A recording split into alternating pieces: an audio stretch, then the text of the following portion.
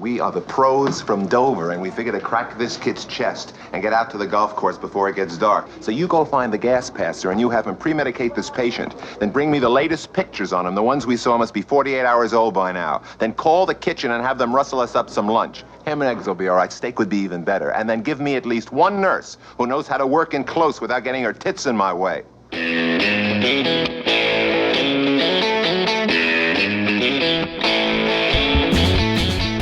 Hello and welcome once again to the Cine-Files, where we are continuing our exploration of Robert Altman's MASH in honor of Donald Sutherland. My name is Steve Morris. I am a filmmaker and directing instructor in Los Angeles, California. Hello, everyone. My name is John Rocha. I'm a writer, producer, host, and voiceover artist here in San Diego, California. And I've got my old camos. I dusted them off so we can go back into the world of MASH here for our second part of the film.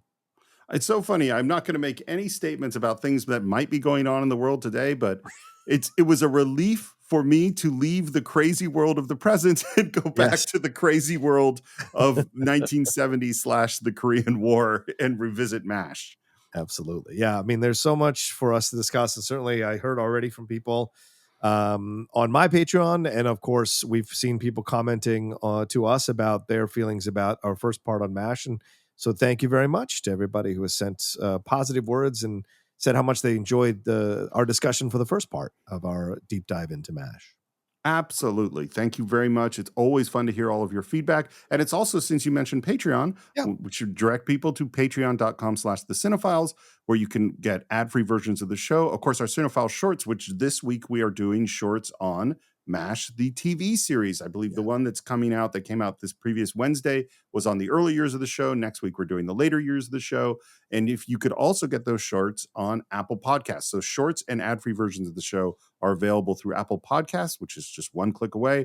And then in addition to that, our schedule, our advisory board, our Cine-Files watch along, and a whole bunch of other stuff is available at patreon.com/thecine-files. And also, listen, just a quick reminder to everybody who listens to our show, we have some great supporters and sponsors of our show, some great clients that we work with. Really fascinating to see how many of these clients from different walks of life, different products that they support, who like our show and want to advertise on our show. So if you all listen to these advertisements and you are interested in the products, we can't encourage you enough to try them out. Use the links so that they keep coming back and supporting us here on the show. I mean, some people can't afford to support us on the Patreon or support us on the YouTube or the Apple membership and subscriptions there. But if these products work for your daily life and you can validate that in your budget, we'd appreciate you using them and using our code so they keep sponsoring us here as we go forward on the podcast. So thank you. Yes, absolutely. Definitely check out some of those sponsors. We got some great people that we're talking about on the show. And this is the worst transition I ever thought of. And speaking of great people, Major Burns is now going to be in charge at the good 407 7th, because Colonel Henry Blake is leaving to have a meeting with General Hammond. We have some more bits with radar. And the other thing we see, and I would say this is a light thing we're seeing throughout the movie that I do not how I feel about, which is this relationship between Colonel Henry Blake and this nurse. And it's played very kind of under the radar, I think. Yeah. Just the shirts. And then, of course, we see later when Houlihan runs in there that she's in bed with him. And even in the final scenes of the film, they go right back to where they started, into his tent. But there are some interesting faces that are made by that nurse in certain moments that I think you could read a number of things into those faces through 2024 eyes. And I found that to be a fascinating game to play, watching the movie for our conversation. And this, I think, is a perfect example of, I said at the beginning that Altman is exactly the kind of filmmaker I am not, and does exactly what I teach not to do. And it really, really works. And this is an example, is that for me, I would have thought about that character relationships, their beginning, their middle, and their end, what's going on moment to moment. There would be builds of tension and beat work and all that stuff. And none of that is here. It's sort of this thing that's like, oh, what's that about? It's like, and we're not going to explain it, and we're not going to resolve it, and we're not going to build tension in it. It's just, there's this other little flavor slice of life that's happening at the MASH 4077.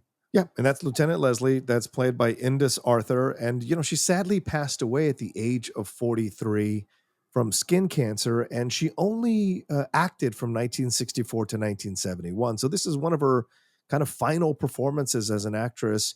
She was more famously known as a professional harpist.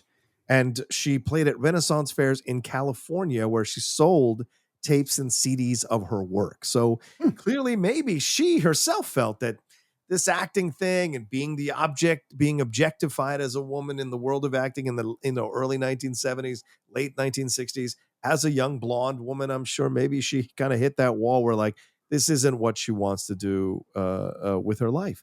And it's even crazier that we even had her as an actress, because she had a horrible accident in 1967 where she went headfirst through the windshield of her car and had to spend several months in plastic surgery. So what we're seeing now, as beautiful as she is in the movie, surprising to see how they were able to reconstruct her face through plastic surgery and everything that went on there. And even it appeared later on in an episode in the same year after the accident in Dragnet. So yeah, fantastic story there, and sadly passed away at such a young age. And naturally, since Henry Blake is gone and Major Burns is ostensibly in charge, I think things are going to be very calm, very military, well organized for this whole time. We hear singing, and there's this parade going into the mess tent with Trapper John, newly appointed chief surgeon, wearing a red, white, and blue hat, and they're singing.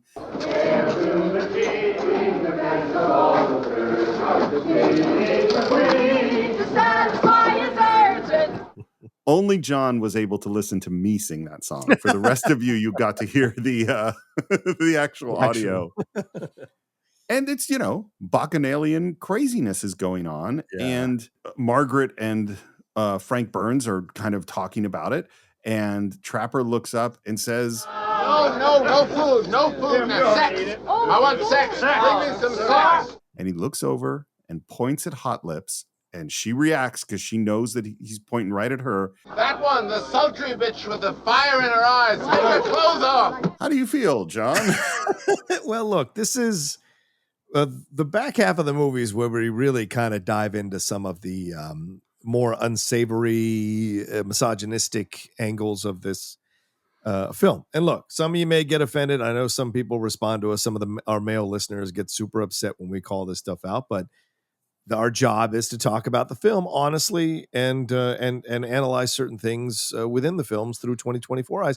It doesn't mean we can't still accept the film for when it was made, but we also can take a look at it now as something that is a bit uncomfortable to watch, and certainly I think the issue with the film I have is that there's not a female character that is overtly objectifying the men in order to balance out this approach, if you're going to go down this road.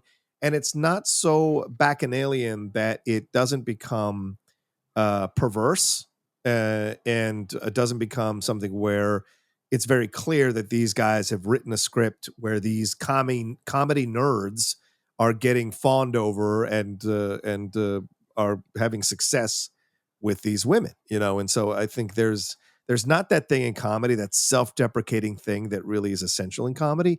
Here, it's very much these cocky, confident, rebellious type of doctors who are apparently irresistible. And so all of them, including Roger Bowen, who's maybe the least irresistible guy in the cast, being able to bet a young blonde nurse like Indus Arthur. So you have these moments where it's just like, okay, I get it. It's an overtly male situation. And these women are having to figure out how to exist within it. These nurses who rarely get any kind of, they get no storyline in the movie as well. There's no separate storyline for the nurses doing their own thing other than Houlihan. And she's portrayed as this shrew that is later, I guess, lobotomized to become what she becomes by the end of the movie. So, yeah. So I'm trying, I have a lot of thoughts about this. And first of all, let's break this down. I don't actually, I certainly in my own personal writing, I would make things even. Like that's, right. That's because my whole personality is looking at multiple sides of an issue. So I would never have it so lopsided as this situation is. That being said, I have no problem with this being lopsided because this world was probably lopsided. like showing like, there are situations where you have one gender dominating the other gender, and that seems likely for this world. It's not surprising that there was behavior like this in the camps. You know what I mean? Like guys can be jerks. And what we have in terms of setup is we've set up a character that we don't like. Yeah. The military, officious, unsympathetic person. We don't like them. And so therefore there are lots of people who we were just talking off mic about people we know that are assholes who people flock to because they like assholes. Right. People like ball busters and, people that make fun of other people and take people down. Like those are attractive qualities for many people. I don't personally like people like that, but that's real. And so like the setup is, here's a person who we don't like. And now this character that we do like is messing with them. And isn't it funny? And I think that's and probably had I been 25 years old in 1970 when this movie comes out, I probably would have thought this is hilarious. Sure, but this is also the time when women are becoming a much more vocal part of the conversation, and the 70s when they start marching in the streets, burning bras, pushing back on these stereotypes of women, and and this was happening in the late 60s into the 70s. So, this idea of, oh well, this is just how men are, this is just how it was. That's fair to say, but I also think there were many comedies and films through the 70s that showcased women that were not being objectified in overtly male dominated situations. Absolutely. Yeah. Well, and I also think, and this is again, this is 50s, right? It's set in the 50s, even though it's a 1970 film. So yeah. Well, and it's also like this is this thing we've done on the Cine-Files since the beginning, which is that yes, we are going to look at this as a 1950s story, as a 1970s film, and we're looking at it today. And what happened in the Me Too movement is a bunch of women were able to articulate to us what this feels like in a way that the general world didn't understand up to that point. I would turn that a little bit and say men finally listened to what women have been trying to tell us. Better said that way.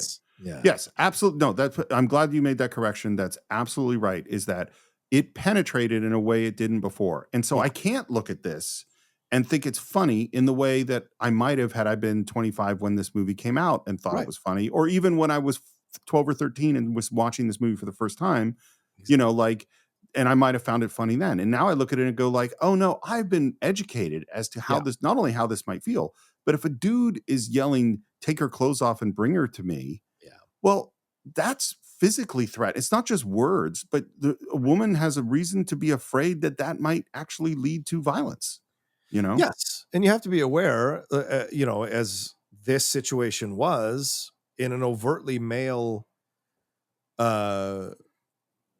construct like this, like a male hospital or a hospital rather in the 1950s during war near the front lines that is predominantly dominated by men. Women are in a way intimidated to participate in the satisfaction of these men in order to coexist and survive. Now, it doesn't mean that all women experience that, just that is a possibility. And there are plenty of women who've written about wartime situations and what that intimidation was like in numerous situations for decades. So, yeah. And to be really clear, I'm not tearing down this movie. I actually love this movie. I really, really like MASH. I just can't watch certain moments without having a strong reaction to them, and that's what we're expressing here. Exactly. But needless to say, this leads to Margaret and Major Burns writing a letter to General Hammond about the terrible, terrible things going on, and they are just perfectly in sync in this job. Of Army morale. Good. Army morale. This is foreplay for them. This is totally. Which of course it leads to a massive kissing scene, but this is absolutely foreplay for people like this, right? The way it's portrayed, these sticks in the mud, these authoritarians. And of course, we also have to take into consideration, this is 1970, although it's set in 1950s, very much reflecting the attitude of 1970, which is an irreverent attitude, a rebellious attitude, an attitude to question the system, question those who would adhere to all the rules, right? Timothy Leary's thing, never trust anyone over 30. And so this is that time when this is happening. So it's reflective of what's going on in our culture, even if it may not be accurate to what was going on in the 1950s and whether how many people were actually being rebellious in the military establishment. Well, and I think in the following up on what you said of these are the two sticks in the mud, is that it is such a, oh, you're acting literally holier than thou. Yeah. Perfect. Frank is the married man, you know, Right. Houlihan is the disciplinarian who respects Frank. Everything, people shouldn't be, any of the sexual jokes that were happening, they both resented and said was disgusting. And now there is very, very clear sexual tension between the two of them. You're not hungry, are you? Ravenous. How about you? For you, Margaret. And then they just are at each other. And this, to me, by the way, this is totally Sam and Diane in Cheers. Like that moment of their first kiss that was replayed in all the clip shows. Oh, yeah. Like that's this moment of tension build, and then they're just at each other. Right. And I like that Margaret pulls part of the turn on for her, I think, is all of the writing this military letter. Oh, totally. I'll stop by later on to see if you're all right. Well, it won't be necessary. No, I don't mind. What I love about this moment is he knows what he's asking. Yeah. She knows what he's asking. Yeah. She says, no, it won't be necessary. And then she says, I'll leave the door unlocked. I just love, because it is so much how we are of like, you know, I'll say like, I'm not going to have that, you know, that piece of chocolate cake. I'm definitely not having that piece. And then the piece of chocolate cake is on my plate. You know what I mean? Like it is so, no, we're not going to do that. I'll leave the door open. Yeah. You know, yeah. That's, I could comment on that, but I won't. But I think what they're supposed to symbolize, of course, is also the fact that these people are really good at telling other people how to follow the rules. But when when they want to break the rules, it's totally okay because Frank is married, you know, and so the fact that they would be so adamant at these rebels for not adhering to the rules while he's violating his marital vow with his obsession with Margaret, and she's participating in it, I think speaks volumes to the hypocrisy of those who were in charge of the establishment and have always been in charge of the establishment. There's always hypocrisy with those people. Well, and I think it's actually a perfect example of what this movie does, which is, and this is where I would love if we could have Robert Altman and said, well, how did you want us to feel when Trapper says that thing to Margaret? Did you want us to just think that's hilarious? Or did you want us to have a tinge of, I don't know if I like this? Yeah. My guess is he did want us to have a tinge of, I don't know if I like this, because what happens now is you go like, oh, I feel a little bad for Margaret. And then you go into this next scene where they're writing the letter and you go, oh, I feel less bad for Margaret. And then when they obviously want to hook up and it's like, oh, you're just hypocrites and you're just horny too. Mm-hmm. Like, and so it heals over and this is what this movie does all the time is like, I feel a little uncomfortable, but then over here, you know, so the party is continuing. And of course, Frank does come back to Margaret's tent. She welcomes him in and they're again having their conversation of using the criticism of the other people and is what's really turning them on about each other. Godless buffoons, all of them. It's the disrespect for you, Frank. That's what I can't forgive. I'm used to it. What makes me sore is how they behave towards you. And they're getting a little bit closer and they're sitting down on the bed. And you start to notice like her shirt, her pajama top is totally unbuttoned. Yeah. So it's not like there's any mystery about what's about to happen. Well, the signs are there. It isn't just chance. I'm sure of that. God meant us to find each other. And the moment of her ripping open her top and saying, His will be done. It's just so ridiculous and funny to me. It is so funny. Yeah. And then as they're going at each other, the camera moves up and there's Radar O'Reilly looking in through the tent. And he slips a big microphone underneath the flap of the tent. And we cut to this room and there's shadows and lots of whispers. and we start to hear the sounds of their lovemaking coming over the speaker, and we realize they've mic'd them. And then in comes Father Mulcahy, trying to find out what's going on very innocently. Here's these weird noises, and he thinks it's a radio show. He goes, "Is this the Bickersons? I love them." Huh? The battling Bickersons. I love them. And then the slow realization as he starts to figure out that this is not the battling Bickersons. The horror. Shall we say? The horror. We're listening to them have sex, and I actually think I always felt this way watching the scene. Yeah. It has a very smooth turn from "Thy will be done," which I think is funny, and I don't like Margaret and Frank at all. Right. To they're listening to him and the funny stuff with Father Mulcahy, which is funny. Yeah. To it starting to feel not so funny. And then we hear her say, "Oh, Frank, my lips are hot. Oh, kiss my hot lips." Hot lips? and we go, "Oh, that is where the name came from." Which, of course, because I had watched the show way more than the movie. Oh, yeah. So I didn't know the name had an origin until seeing this movie. Ditto. So I will just express my naivete as a child because I watched this. There's another joke later on that I never got until this watching. And this one, it literally never occurred to me. And I'm just going to have to say this the way I got to say it. Okay. Well, I'll even ask the question.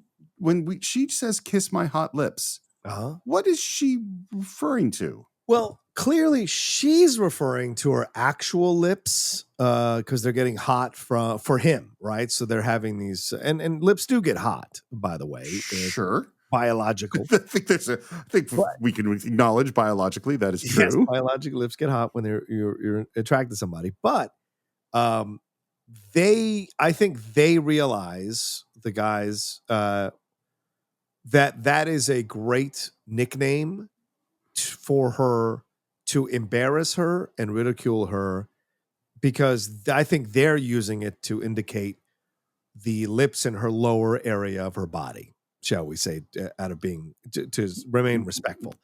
And I think because that also gets real hot when you're sexually attracted to somebody, from what I've been told from other women.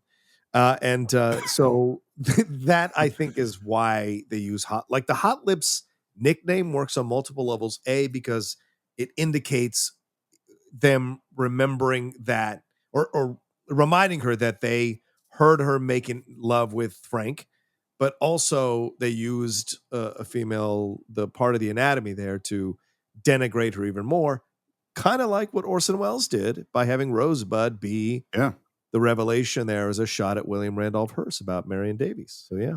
So first of all, I believe that the award for the most awkward conversation on the Cine-Files goes to the last few minutes. The second thing I'll say is that it is so much worse if that was what she was saying and they repeated it, or even if that's just the meaning of it. Labeling someone who like has hot lips that they kiss with, that's kind of a compliment in an odd way. It's innocuous. Yeah. Continually referring to it a la Rosebud is really brutal. And then this scene gets way more brutal, which is, they say, "We have got to share this with the rest of the camp." And they flip a switch so that the feed that they're hearing over their little microphone is now being blasted over the PA system. Yeah. Again, this is where Altman's use of the camera, these long lenses, is so great because you're kind of looking through this semi-obscured shot into the tent where you can't quite see what's happening. But you hear this echo, which is you hear the live sound of their lovemaking, and then you hear it echoing through the camp. And then there's the realization as they start to realize what's happening. Frank! Wait a second. What is it? No, that's all. And then they're scrambling to get their clothes on, and that is echoing through the camp. And even as a kid, like we can say like our senses of humor might have changed and things that we thought were funny, maybe we don't think are funny. This has always seemed horrific to me, frankly. Yeah, because I mean, you're violating. Yes, they're sticks in the mud, and we they're totally assholes, get it. But like what you're doing at that point is a violation of their private time, and it's a dirty pool, dirty politics, so to speak. Yeah. To me, this is, and this is how I feel, is like, I firmly believe two wrongs do not make a right. And so I think a bunch of the stuff that they did was wrong. And definitely Frank Burns telling Boone you killed that guy is one of the most horrible things in any fucking movie ever. Absolutely. But this doesn't correct that. Right. This is just doing this other horrible thing. Right. Well, yeah, and that's the thing that sometimes people get caught up in. Is like, well, they did this so that I should be able to do this or worse to them. And it's like, well, no, but I understand why people do that. Well, and you know what? I have a child, and frequently I have to create negative consequences in order to discourage my kid from doing a thing that I don't want him to do. Okay, because that's what being a parent is. This is a negative consequence. This isn't going to discourage Frank or Margaret from doing shitty things. Right. In fact, it's the opposite. It'll probably make them more. I mean, who knows what happens to Frank Burns after this in this movie? That's a good point. Yeah. So it's the next day after the horribleness, and Margaret is there standing at the mess hall at the line of food. Well, hi, Hot Lips. And she spins embarrassed, and Trapper is there, and Hawkeye is there, and Duke is there, and she spins again, and she spills things, and they just completely make fun of her. Well, what's the matter with her today? Oh, I don't know. I think it's one of those ladies things. It's not like her to act like this. No, I mean, she usually doesn't. Oh, she's made such a... She's a bitch. And it's fucking horrible. Yep. And I know some of you are going to be upset about it, but that's the way it plays. It plays pretty horrible now, watching it now. Yeah. I think it always played horrible, frankly. Fair point. I don't think, and this is where we go, like, it's always the intention of the filmmaker that I'm interested in, is that, does Robert Altman think it's funny to just fuck with Margaret this way? Or does he actually think these guys have gone too far and wants us to feel some sympathy? And I think he wants us to feel some sympathy here. Yeah. That's my feeling about what I see in the filmmaking. Okay. And then we go over to Frank. Heard from your wife? Blake drives up. And then Bomer, who's sort of the one kind of toting, not on the side of the swamp guys, comes up and says, Listen, about last night, sir, there was nothing I could do about it, sir. Nothing? Nothing. Oh, it couldn't have been helped.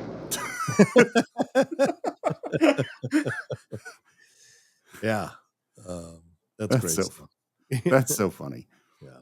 And then Blake sees through the tent into the mess hall that Hawkeye and Frank Burns are talking, and he thinks that's very encouraging. But Hawkeye is trying to get the details on Hot Lips. And he says, Ask you, Frank, what Hot Lips was like in the sack. Was she... Your own business.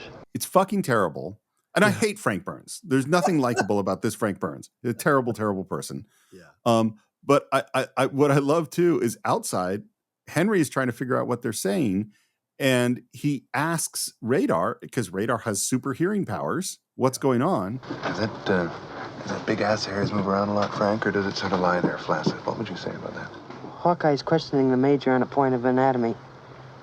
Very professional, exchanging ideas. I can actually feel that this is horrible and dislike Frank Burns and think this is all really funny all at the same time. Yes. And Hawkeye just keeps pushing it and keeps pushing it. Do you think his intention is to get Frank to take a swing at him? Yes, of course. Me too. Absolutely. And we see this later on in the football game. Remember when he tells him, that guy called me a coon, and he says, they're doing that just to get under your skin. Talk about his sister Gladys. It's the same thing. Guys, yeah, guys have that thing, man. And he pushes it one step further, and then Frank just goes totally nuts on him. Yeah. And then the song in the classic MASH Tokyo style is "The Time Has Come for Us to Say Sayonara." The time has come for us to say sayonara. And we see Frank Burns being walked up to a Jeep in a straitjacket. I just love that Bud Cort is standing on the other side of the Jeep. What is Bud Cort doing? What is Boone doing just standing there? Is it his, does he want to, is this his way of getting revenge? Yes. So stand there 100%. and watch him getting carted away? Yeah. And I do, even though we don't see it, because we didn't see Trapper go to talk to Boone and say, hey, dude, you didn't kill that guy. Right. But I bet they did at some point, and I bet they said, we're going to get rid of Frank Burns. Yeah. So, yes, I 100% think that's what's going on. Yeah. I love that the Jeep drives up to a point where Frank is there's like a fire in a big garbage can, and Frank is just looking past it at the swamp and the guys that have basically destroyed him. I do like the joke here. Oh, yeah. Colonel, fair's fair. If I nail hot lips and punch Hawkeye, can I go home? Which, ironically, Cutter does. Except he doesn't punch Hawkeye, but he does get to go home at the end of the movie. So, and then we cut to, it's like a guy coming into triage and blood is just shooting out of his neck, and Hawkeye gets his finger on it. It's great in the book, by the way, because he literally like has his finger inside the guy's neck, holding it closed while they're trying to save his life. And this is this thing this movie does, and the book did as well, of we just saw them do this horrible thing, and now we're going to see them tirelessly work to save some guy's life. So it goes back and forth. When one of the big things that the studio hated was all the blood. No, this has never been in a movie before, this level of blood.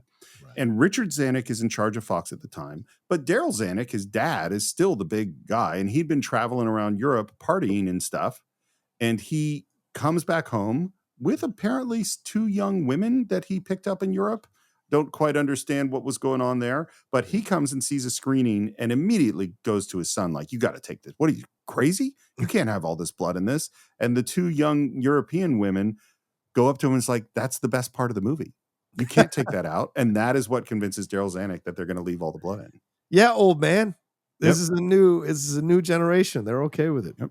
And this is also, I would say, where we solidify that Hot Lips is going to be the nickname. Because she's there in the operating room, and that's how they refer to her. Yep, she's kind of accepting it. And again, this movie is episodic. You know what I mean? Like that. I would say the Frank Burns Margaret build to them destroying Frank Burns. That's the most of a story arc that we have in the movie. Yeah. Everything else is just episodic stuff.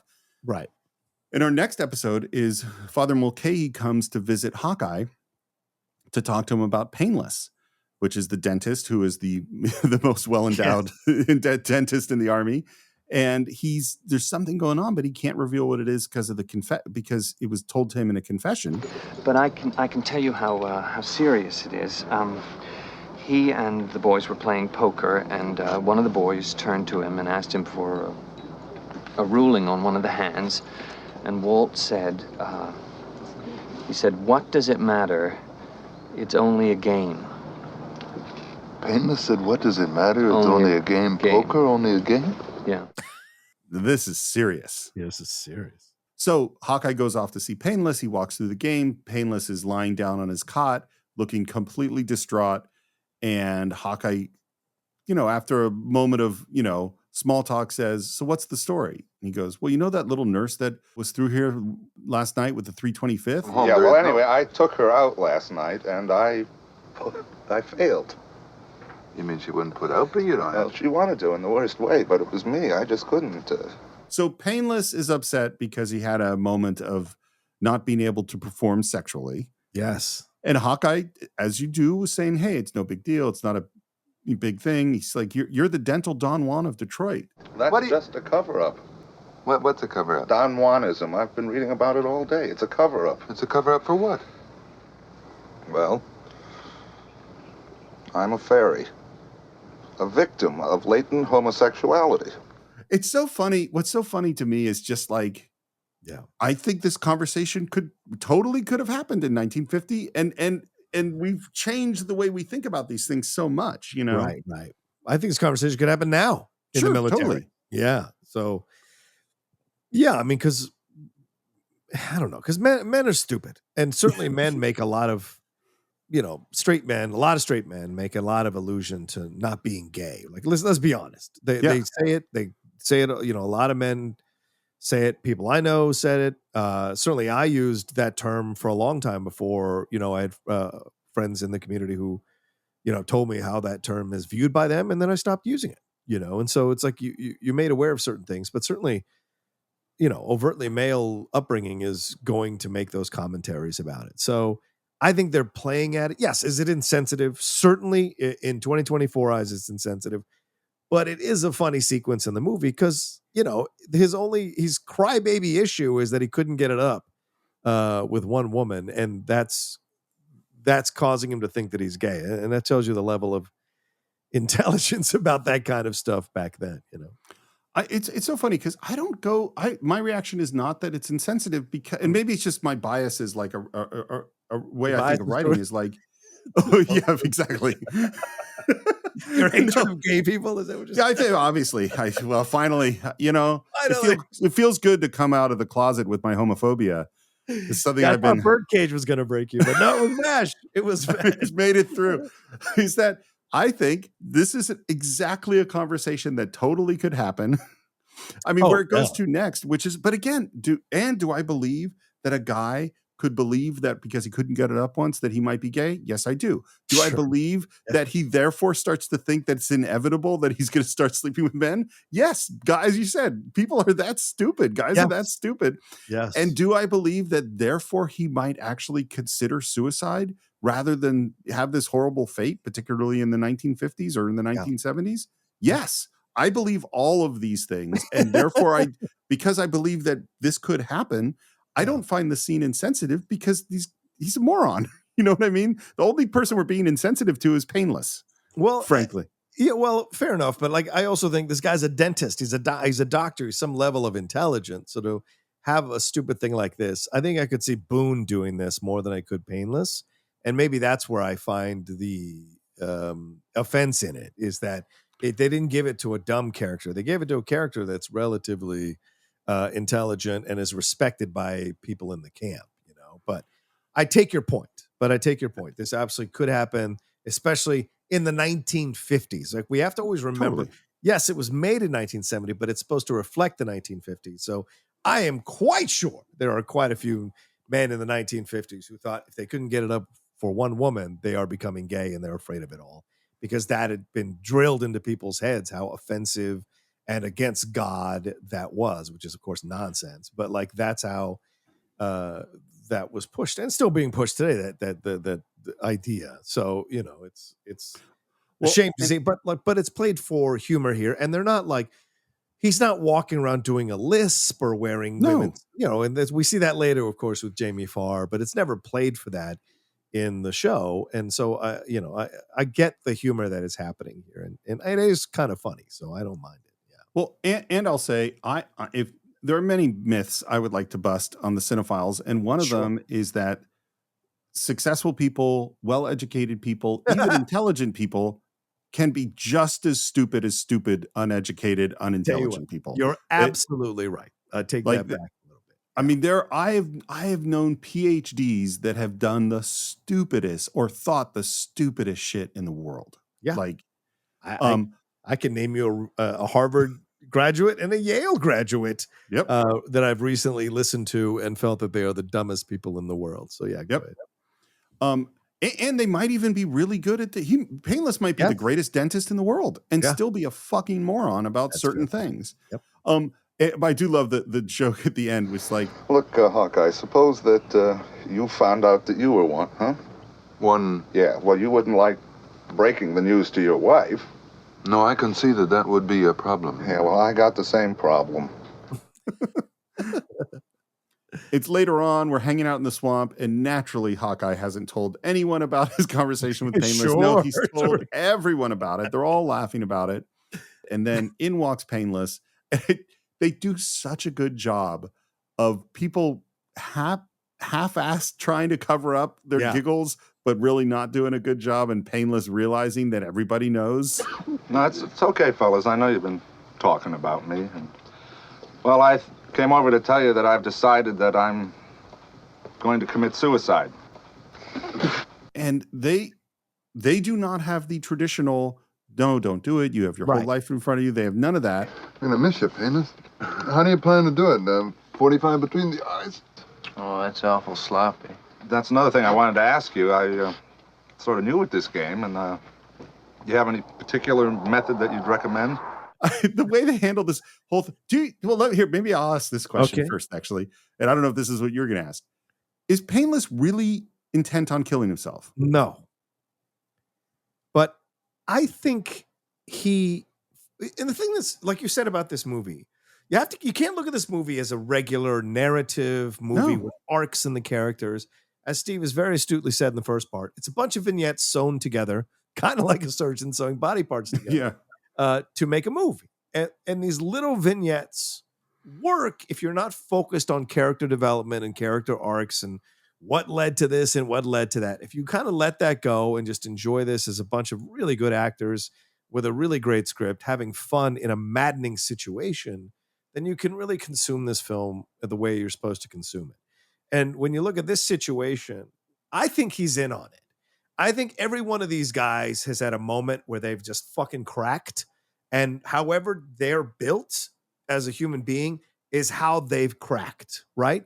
This is how Painless cracked, because this is clearly something that Painless hung his hat on, is that his sexual prowess. Never mind that he's like Frankenstein, but like he's got sexual prowess, right? And so the fact that that's gone away, this is finally Painless's breaking point. And so the way he's dealing with it, everyone is laughing about it because probably everyone in that tent has had their own particular breaking point, and the whole crew played along with it to get him to come back to normal, however that may be. In this situation, as we're going to find out, it's him sleeping with that nurse. But like overall, I think they're all laughing about it because they all know that it's bullshit.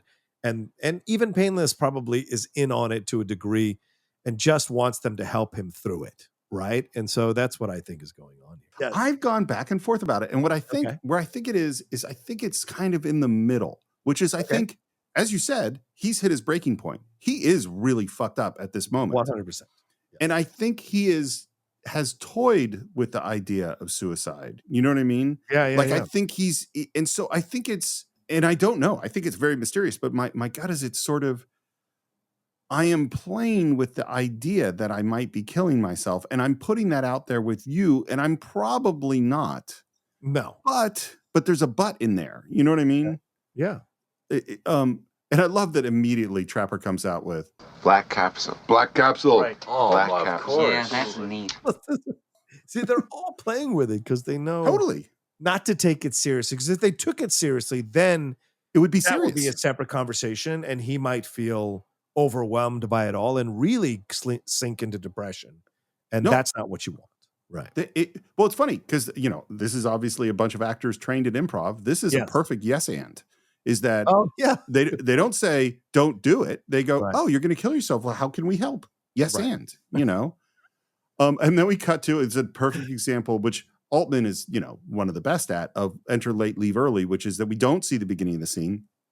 Hawkeye's already asked Mulcahy to give him last rites, and Mulcahy's like, I can't. That's helping him with a mortal sin. Suicide is a mortal sin.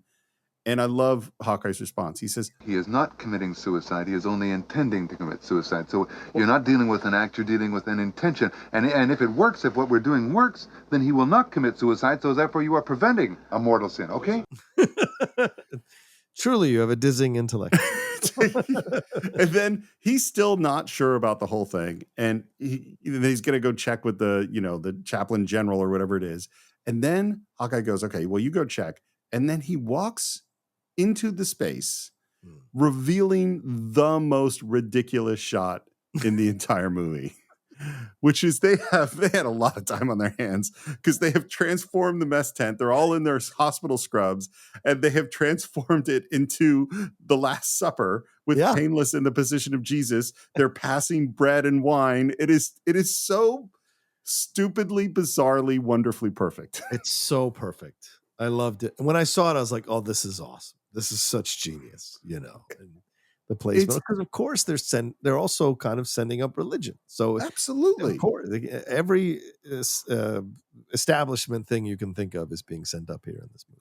Well, and it's also, this is a movie. You're watching a movie. You know what I mean? Like in this moment, you go like, we're not. This isn't real. This is a movie. Yeah.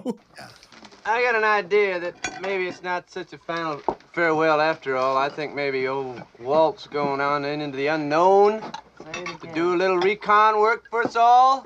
So they're framing his suicide as like a secret mission. Yeah. That he's doing for everybody else. Nobody ordered Walt to go on this mission. He volunteered for certain death. That's true. That's what we award our highest medals for. That's beautiful. Yeah. That's what being a soldier is all about. Oh yeah. I mean, frankly, if you knew you were going to die, this is kind of what you want. You want like let's all gather around. This is what I'm getting at. I think it's just they all know he feels he's cracked and he feels like he needs love. Men are so emotionally I don't want to use the R word, but I'll say emotionally handicapped and mentally handicapped. They're emotionally handicapped on so many things, especially in the 1950s. So what do? You stage all of this because this guy clearly needs some level of affection or love or overt display that he has some self-worth to the people he works with. And so, or from the people he works with. And so they do all of this. And the fact, and I'll tell you this, Steve, I believe in my mind canon, that, as I said, they've done this for everybody, but the level to which they've done this shows the level of love and respect they have for Painless, Totally. which I think is awesome, you know? Totally. And they bring him the black capsule in a case. Great. And he goes, "Oh, that this thing works pretty fast, doesn't it?" And they go, "Yeah." And he goes, "Oh, I better go lay down over there." And he goes to lie down in the coffin with his scotch and his black pill. And as he's taking his black pill and washing it down with scotch, we return to Suicide is Painless being sung live by Ken Primus. That suicide is painless. It brings on many changes. And you had forgotten about this bizarre song, I think, at this point. Yes. And well, and the fact, it's so dumb, it's not even a pun. But the fact that the character's name is Painless, yeah, and the song is Suicide is Painless, like it doesn't even make sense. You know what I mean? But it's so bizarre. And again, if you listen to the lyrics, it's just like, oh my God, this is the dumbest song. And this guy is in a coffin taking a black capsule as we celebrate his suicide because he thinks because he didn't get it up one that he's turned gay. It's just like, it's the dumbest, stupidest thing in the world. Yeah, it completely works. It makes it, and look, it obviously could have veered really horribly into more offensive stuff, but I think it's just, it's you can look at it as, and even I of course I'm not gay, but I wonder if gay people would look at this scene of, look at this stupid hetero, look at this dumbass breeder who is so worried that he couldn't get it up one time with a girl that he thinks he might be turning gay and needs this whole Broadway musical production to make him feel better about himself. The irony, right? Which I think is so funny to look at when you pull back and look at what happens over this entire sequence. Yeah. And they all stand to toast him. And then I love the moment, and each person then kind of comes by in a processional to give him honor as he lies in this coffin awaiting his death. And I love the moment that the song turns kind of upbeat and they really start to have fun. That suicide is painless. Oh, by the way, about the song, you had mentioned that it was written by Altman's son, that he did the lyrics in 5 minutes or whatever it is. So Altman says that he was paid $70,000 for the movie, for directing this film. Yeah. And his son made over $1 million for writing that song. Oh, take that, hawk to a girl. Take that. Because it played at the beginning of every episode of MASH. Of course. And he's got the rights to it. So, yeah. It's just nuts. I do want to say one thing. Ken Primus, who sings the song here, by the way, beautiful job. A very well respected Broadway musical actor. He'd appeared in The Wiz, Cats, Ain't Misbehavin'. So made a very strong reputation for himself.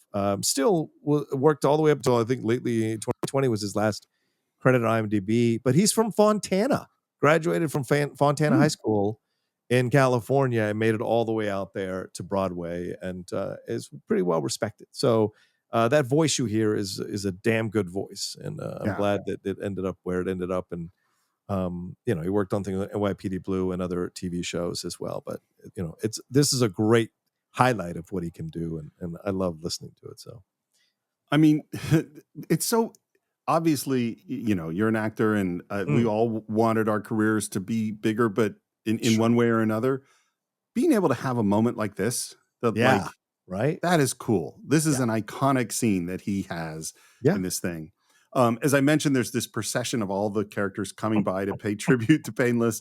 So someone gives him a bottle of scotch, some cigars. Radar crosses his fingers. My favorite one is Boone, who walks up, shakes his head, and says, "Throwing your whole education away." Whole education away. and I wonder if this is, you know, how we saw what The Graduate is 3 years before this movie, Yeah. right? 67, 66, something like that. I wonder if this is, you know, people are going through this. Young men are experiencing this situation of like hopelessness, right? The stuff that I thought I knew or I thought I could depend on, or I was told to me that was going to be a strength of mine. I no longer feel that, or I don't know what I'm doing in my life or whatever. Things are, I don't feel the strength of the power like I did before.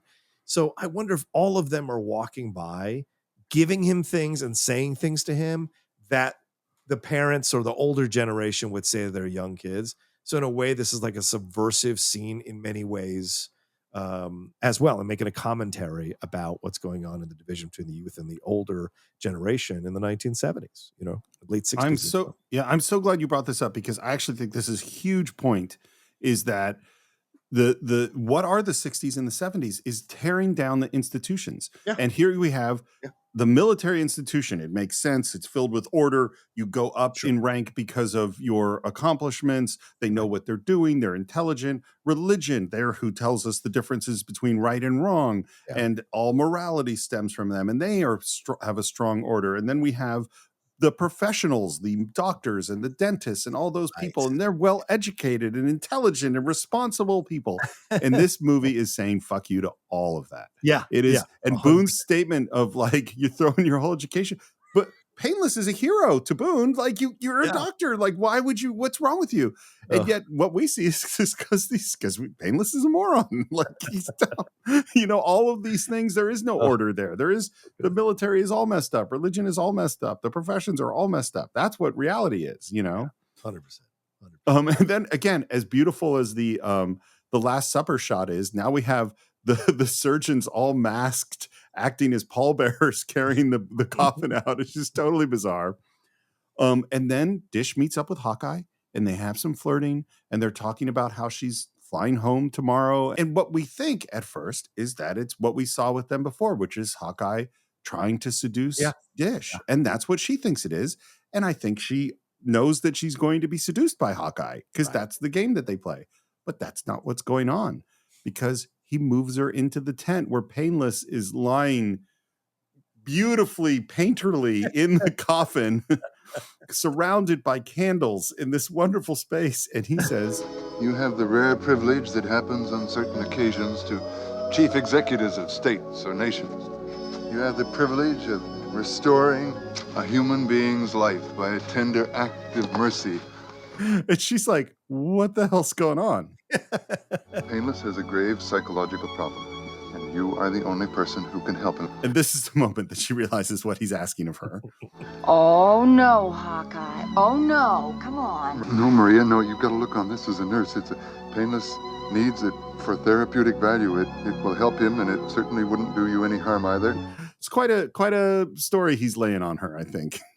Yeah, but I mean, she's never struck me as anyone who isn't going to do what she wants to do. So I think she's the perfect choice for a situation like this. And so she's hesitant. She's like, no, this is ridiculous. I'm not doing but then as he's like plying her and trying to convince her, you can see her slowly starting to understand the insane humor of this. Right. And in a way, she's a strong-willed woman, but she can also be one of the guys, as we've seen the limited interactions with her in the film. And so when she lifts up the cover to see him up in there, like she gets it, right? And in that moment, there's a weirdness, and we'll talk about it after her departure in the helicopter. But I have my thoughts on all of this. But yeah, I mean, first of all, I think she's heard the rumors about Painless. Mm-hmm. She's aware of that. And I love that Hawkeye leaves going, just look at him. Just look at him. Because I think Hawkeye's, they've slept together many times. Yeah. He has a sense of what kind of person that she is. And I think that he thinks that she would like this. Yeah. And that shot of her lifting up that sheet and looking, and you hear the orchestra going into an orchestrated version of Suicide is Painless as it rises up in this moment. And then it's later on, it's the next day, she's in the Jeep and people are coming up to her and saying, "Oh, you forgot this, you forgot that," because she's leaving and she is just elsewhere. She is staring off into space. She drives away. Hawkeye walks up and there's Painless at the mess hall and he says, "How's she going?" Slept like a doll last night.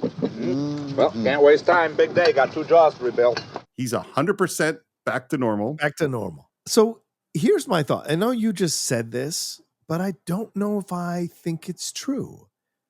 I don't think she has slept with Hawkeye. Oh, so you think they've just, that's possible. You're right. That night was the night they were going to sleep together. And because she was about to leave the next morning, and maybe in her mind, she could be like, and look, women are incredible at this, and if you have a bigger understanding of the human beings and why they do certain things, and if you get wrapped up in your morality, great, that's your decision. But there are people who do certain things in certain moments, especially in crazy situations like war. And so maybe in her mind, look, I'll sleep with him tonight, but then I'll go back to my life. I go back to my real world. I go back to my husband. I'll have satisfied myself with this curiosity, but no one ever needs to know. Right. And some people are like that, and that's their own business. And I'm not judging that. But I wonder, but in my mind, as I watched it, I was like, I wonder if this is Hawkeye giving his night with her to Painless as a final gift. Remember, everyone is putting stuff in his coffin. This is what Hawkeye has to offer him. And I'm not saying that he's removing her agency and forcing her to have sex with him. No, it is her decision. He tries to convince her, but at the end of the day, it's her decision. And I think, as you said, she slowly starts to realize what this is. And in a way, this is a way that she can rationalize having sex with him because she's doing it from a place of cold calculation as a nurse and her inherent desire to help people. And so in a way, she could rationalize this a little bit easier than having sex with Hawkeye, and even respect Hawkeye for having surrendered this night he could have had with her to his friend because of the situation that he's in. So that's kind of where I mentally go with all of this. And look, I could be completely wrong and out of my mind, which a lot of you have already felt numerous times listening to me on this show, but I kind of like seeing it this way, So. I like your explanation. I'm with it. I'm going to sign on to I'm going to subscribe to your newsletter. Okay. I'm a big fan of this. I like this a lot. Thank you. I also go, and now I am going to, get into all sorts of trouble because I would like to explain this moment in multiple ways. Okay. So way number one is that like a good test for things is well, if you reverse the positions, how do we feel about things? Right. And it's you have an unconscious woman in a bed and someone comes and has sex with them. If we think that Painless is in fact unconscious when this thing starts, which I do not. Right. And then you're in 16 Candles, which is I had sex with the prom queen, but they're both really happy about it. And you go oh, looking at this now, I think he kind of raped her, which is really, really fucked up. Right. But there's also I have to believe what the movie is telling me, which is both of these people are happy about this situation. Yes. And I'll go back. This is something you've said forever since the beginning of the show is people are weird and they're into weird things. And sometimes there can be a thing that looks wrong or uncomfortable or difficult. And that is what both of these people needed and wanted at this moment. Yeah. You know what I mean? Yeah. And the movie is telling us that this is exactly what Painless needed. I mean, they literally have cured him with the black capsule and the dish, and then we see Lieutenant Dish is in the helicopter. And it's starting to take off, and she's just staring off into space. And then as the triumphant music rises, you see her smile. That's the smile that tells me my point of view on this, or gave me my point of view on this, was the smile. Yeah. I think the smile, what the smile says to me is, first of all, the sex was great. Yes. But also, I have a memory. I'm going to go back to my normal life with my husband, and I'm going to have this secret, treasured memory, and I'm never going to tell anybody about it ever. And it's going to make me smile to myself over and over and over again for the rest of my life. That is what I see in that one moment in the movie. 100%. And I can't remember what movie it was where someone said like a woman's heart is full of secrets. And so, And, you know, guys too, we all carry around our stuff, you know? Sure. Yeah. We're back in surgery. Margaret Hotlips is the nurse there. They're working on a prisoner of war. That man is a prisoner of war, Doctor. So are you, sweetheart, but you don't know it. Right. They're working on him. It's obviously going wrong. And we call over to Radar because we need more A negative. And we don't have it. And we haven't gotten it. And then we cut to Radar drawing blood from a sleeping Henry Blake, which I love, which is also in the book. And we have another moment. And this is sort of the evolution of Margaret Houlihan in this story, which is now, he says, Hotlips, you may be a pain in the ass, but you're a damn good nurse. I feel weird about what happens with Margaret Houlihan in the course of this film. But this is one of the pieces of her story as she changes her perceptions of these people. So now we're continuing to do the surgery. We're really worried about something. He says it's a pulmonary artery on the left side. And Hawkeye wants to close him up and wait a few days until they have enough blood to deal with it. And Trapper says we don't have a few days. And they start to argue. This is the only moment of conflict between the two of them in the whole movie. Look, you've got to turn him over to cut again. You'll lose him. Look, Hawkeye, the artery erode. Now's the time to take our shot. We got to shoot crap.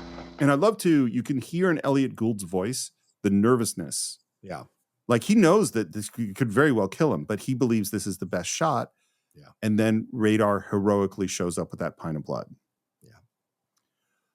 So here's the interesting thing about this. One plot line that is cut out of the movie is that the person that they're operating on right now is Hojon. Oh, shit. Yeah. But how does that size up or line up with what? Because this is not in the order that they written the film.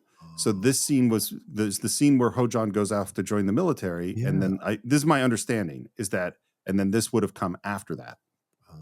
Okay. But then they move things around and they try, and they decided to dump this plot. This will continue, by the way. There's another Hojon moment later on that is cut out of the film. Okay. It's later, we're sitting outside in the sun next to a wrecked helicopter. Would you like to know how this wrecked helicopter got on the set? Please. They wrecked a helicopter. It was an actual accident while they were shooting. They had two guys strapped in as patients, and the helicopter crashed in the shot. The pilot maybe had a couple of bruises. The guys who were on the runners dressed as wounded, maybe a little bruised up. It only fell from like 3 feet, you know? Okay. And so Altman said, leave it there. Let's shoot that. That's a great set piece. We'll shoot in front of it. But then because the guys were beat up, they sent him to the hospital. And we've heard this version of this story over and over again, which these guys come into the hospital covered in blood and they tell the ER, hey, there was a helicopter crash. And everyone goes, oh my God, only to discover the blood's all fake blood. But that happened to Carrie Elwes in The Princess Bride. That's happened. There's like a bunch of stories we've heard where they went to the hospital in their costume and, silliness happened. The only thing I think that's important that happens in this scene is they start to discuss blonde hair versus brunette hair. Right. And Duke says that he's partial to blondes, which is the first clue that he's into hot lips. Right. And then the question is basically, is she blonde everywhere? And we have a bet about whether or not that's the case. Yeah. And we're going to have to all see in order to find the answer. Cut to, the crowd is sitting in front of the showers, lined up like an audience. Hojon is serving martinis. I like that Bomer, who's the one sort of guy that isn't in their sway, walks up and Radar immediately takes him away. Yeah. With this genius Radar ability. Mulcahy comes out of the shower, switches the sign to ladies only. The nurses start to come up, but clearly the nurses are in on this because a bunch of them, the robes, they sit down and join the audience. Right. Hot Lips goes into the tent, starts the shower. We hear the drum roll. Apparently, so naturally, Sally Kellerman was very nervous about this. Of course. What Robert Altman says that she said was, he says that she said that she didn't care about showing her tits. She just didn't want people to see her legs and thighs. Wow. Now, the reason I bring this up is that I can't trust what Robert Altman said that Sally Kellerman said. You know what I mean? Like, maybe she did say that exact thing, but that doesn't mean that was the truth. Right. You know, you're around the director on a big chance on this movie, and this is a big role for her, and you don't want to appear like you're upset about what's happening. Yeah. But needless to say, when they did take one, the minute they hit the rope, because they're going to cut this thing and a weight's going to fall and it's going to lift up the flap of the tent to expose her to everyone. Yeah. She dropped to the ground so fast that she was never on camera. And so Altman is talking with Gary Berghoff, and they're just kind of going, look, we need to make sure that how are we going to get her to pause a minute before she drops? Right. So on take 2, they cut the thing, the flap goes up, and Sally Kellerman looks out, and right in front of her, standing next to the camera, are Robert Altman and Gary Berghoff standing completely naked. And that caused her to pause just long enough before dropping to the ground for Altman to get a shot. Wow. And it is, and again, I as a kid, I felt terrible for her. Her scrambling on the ground, covered in soap, trying to get out of the view, everyone just applauding. And the nurses there, it's so weird because the nurses are applauding and watching the show. And then there's this moment that they all get up and go to her. Yes. And I'll tell you the feeling I had. Okay. You know, the thing of, well, you pledge a fraternity and you go through Hell Week and they torture you and do terrible things to you. And there are some people who go, well, I don't want to have anything to do with this. And there are a lot of people who go, I can't wait till I'm a senior member of this fraternity and can do these same things to other people. You know, I think the nurses are like, welcome to the club. We've all been there. You know? Yeah, I think you can make a case, right? Because again, as we said earlier, this is the 1950s. This is an overtly male situation and camp. So all of them have either probably had to sleep with one of the doctors or multiple doctors, and all of them have had to maybe endure conversations about their physical anatomy from these guys. Because God forbid they say anything, because if they do, they get labeled a bitch, as Blake does later on with Houlihan. Or a nincompoop, as the biggest moron in the movie Blake calls Houlihan. So you could argue that they are now like Stockholm syndromed into this situation. Yeah, right? They are participating in it now because that's what they have to do to survive. But yes, I think you make an astute point, which also hit me as I was watching the movie.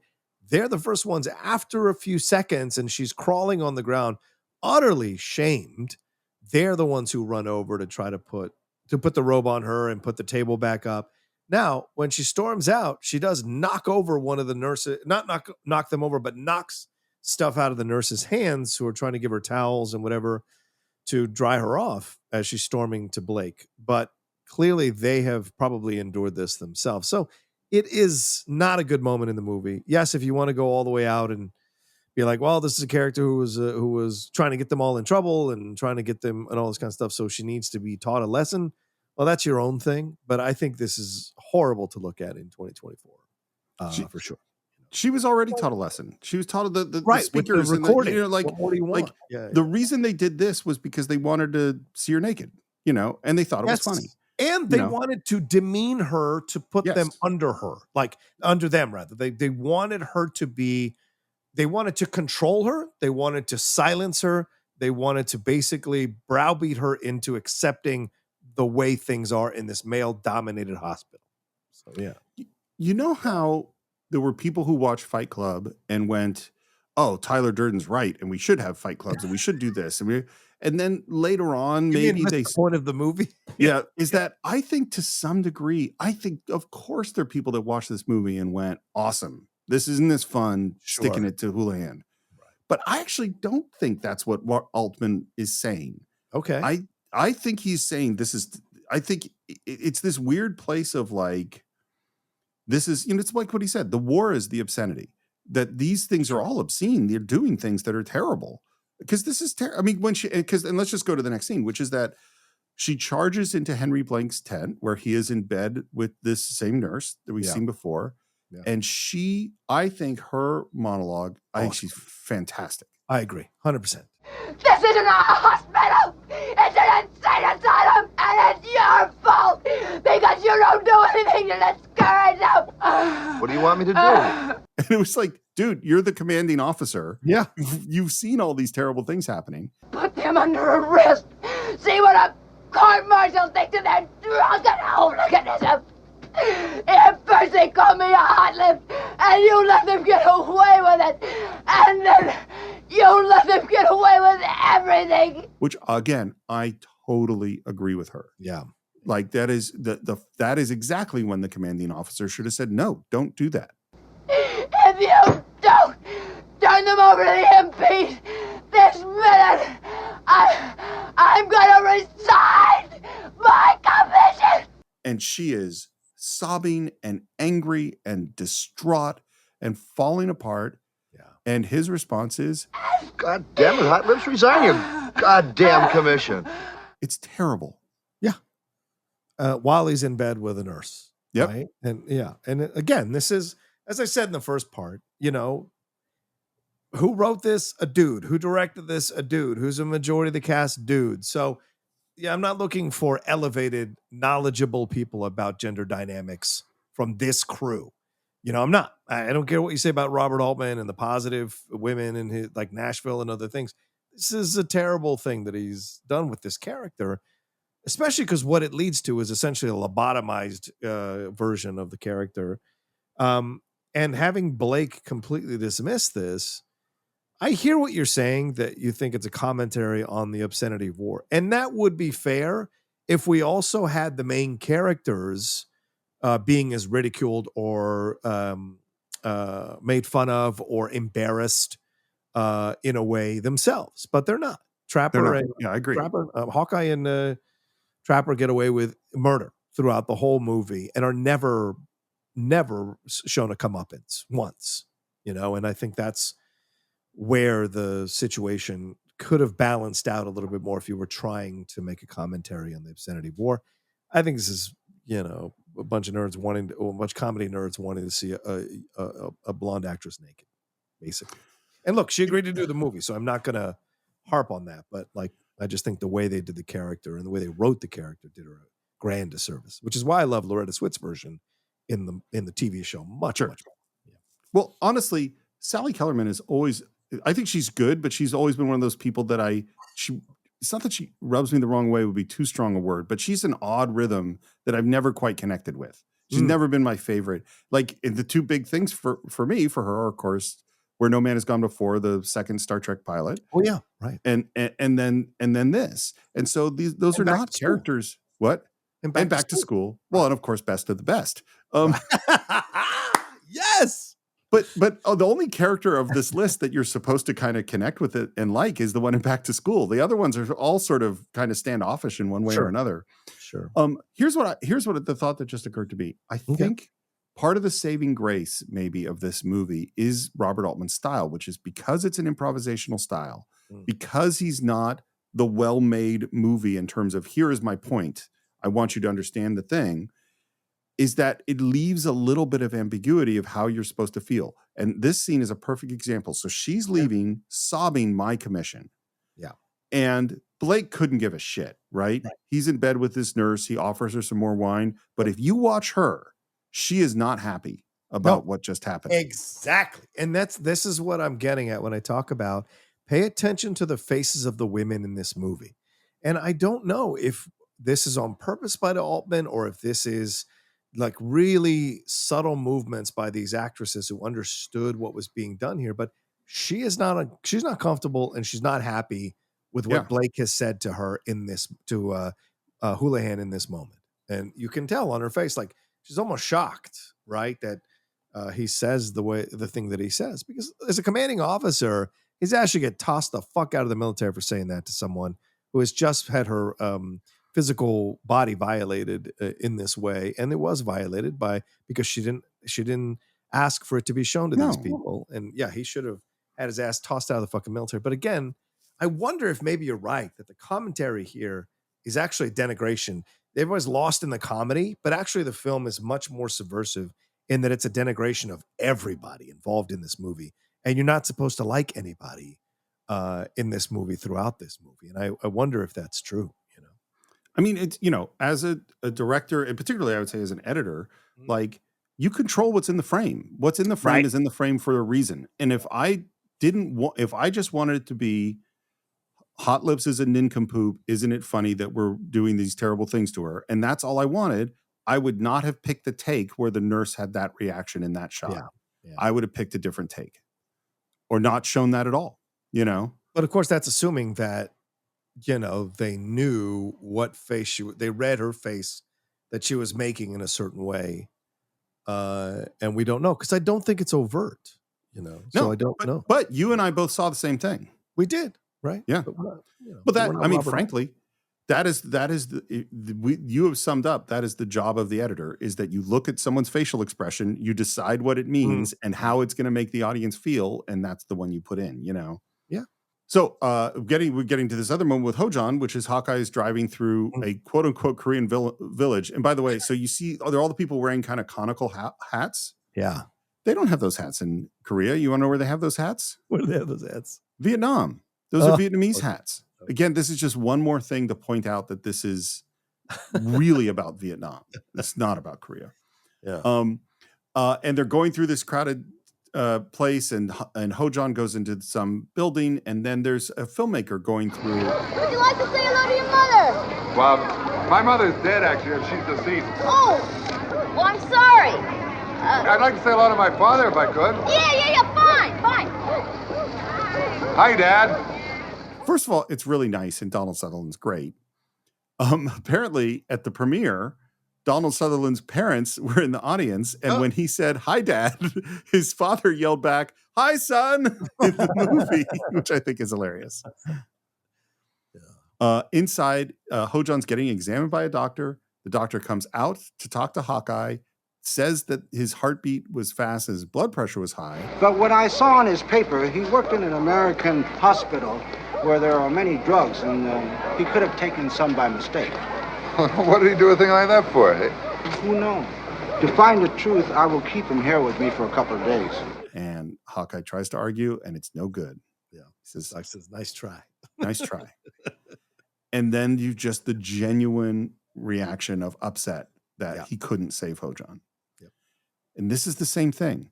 We just did this horrible thing to Margaret, and now in the next scene, we see them doing a good thing to make you like these guys again. You know, we're playing golf, and there's a helicopter that comes up, and it ends up that this guy has come to get Captain McIntyre because there is a congressman's son who has been wounded, and the only person that can operate on him is Captain McIntyre. While this is going on, it's full Marx Brothers. It's just them totally messing with this pilot and pretending that he's sick. And you could totally see it being Harpo and Groucho messing with some innocent bystander, you know. Totally. But apparently not only can he go to Japan to work on this congressman, but he can bring someone with him. And so Hawkeye and Trapper are going to head off to Tokyo. Another vignette. The next scene, it's just what's so they're like in a Jeep and they're with their golf clubs and there's a driver there. And then it's like they're speaking in dubbed Japanese or something. It's really weird. I think it was like they thought it was funny at the time, and I don't think it actually plays very well what's going on. It's very strange. But what does play is the close-up of the driver who just turns to camera and says, "Goddamn army chiefs." Look, I don't like the stuff, obviously, but we'll leave that alone for now. Some of that bothers me. But the Jeep driver is really interesting. Bobby Troop is who the Jeep driver is. This is a guy who was an actor, a jazz pianist, a singer, and songwriter. He was married to Julie London for like 40 years. If you don't know who Julie London is, she did like 32 albums of songs, a fantastic singer.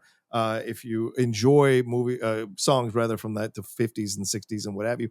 But he wrote Get Your Kicks on Route 66. He is the original writer of that song back in 1946. He also served in the military as well in the Marine Corps. In January of 1942, he enlisted. He was trained as an officer. Then he was assigned to train African-American recruits at Camp Montford Point, which is now Camp Gilbert H. Johnson in Jacksonville, North Carolina. That's incredible stuff. And then got out of the service and started writing music. As I said, he wrote Get Your Kicks on Route 66 in 1946. Also wrote Snooty Little Cutie for Frank Sinatra. The Girl Can't Help It for Little Richard. The Meaning of the Blues, which Julie London performed, his wife there. And then he had 10 records between 53 and 59 with all of these songs on it. He had produced Julie London's version of Cry Me a River, which apparently was a massive hit for her. And he played with Tommy Dorsey. He was in the Gene Krupa story movie there. So he did a lot of things and then became a series regular for a show that I go back and watch every once in a while on the old TV channels, Steve, called Emergency. He was one of the doctors on Emergency, a series regular. So did a lot of things throughout his entire life, and incredible legacy that he left, and passed away from a heart attack in February of 1999 at 80 years old. So just fascinating stuff on so many levels, and of course married to Julie until he passed away. So Robert Altman populates his film with some fascinating people, and certainly the 1970s had a lot of fascinating people in him.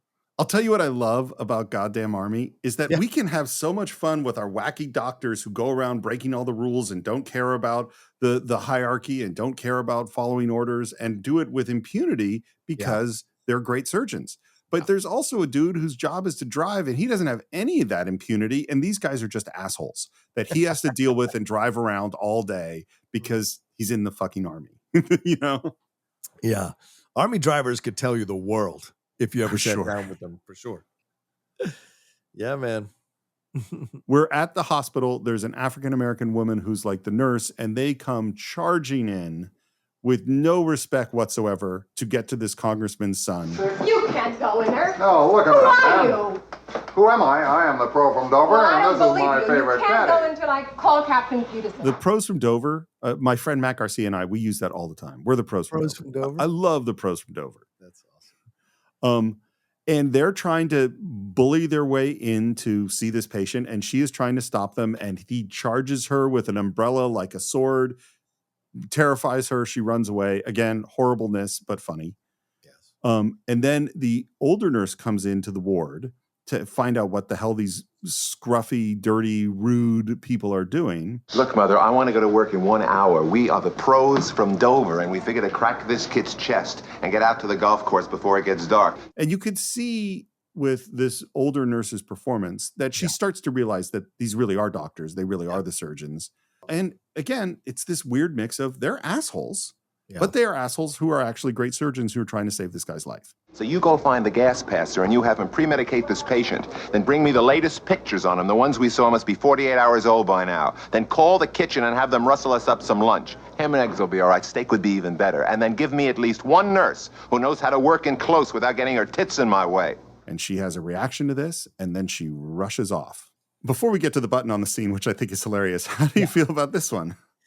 No, I like this. This is all, I mean, I didn't like him saying the tits thing, but other than that, I thought this was a lot of fun. This whole sequence, them intimidating the nurse, a little rough, but this is them. Do you know what I'm saying? And them, and essentially that's what they're doing. They're coming in here to disrupt everything, right? And there's the way to do things and the way not to do things. And remember, they're both drafted. These are not people that, you know, went through the training camp and did all, they were drafted. So there's a different opinion, different approach to all of this. And once again, this is very clear as well, they're being put into the situation because a congressman pulled strings for his son that couldn't be pulled for any other person who was not a congressman's son.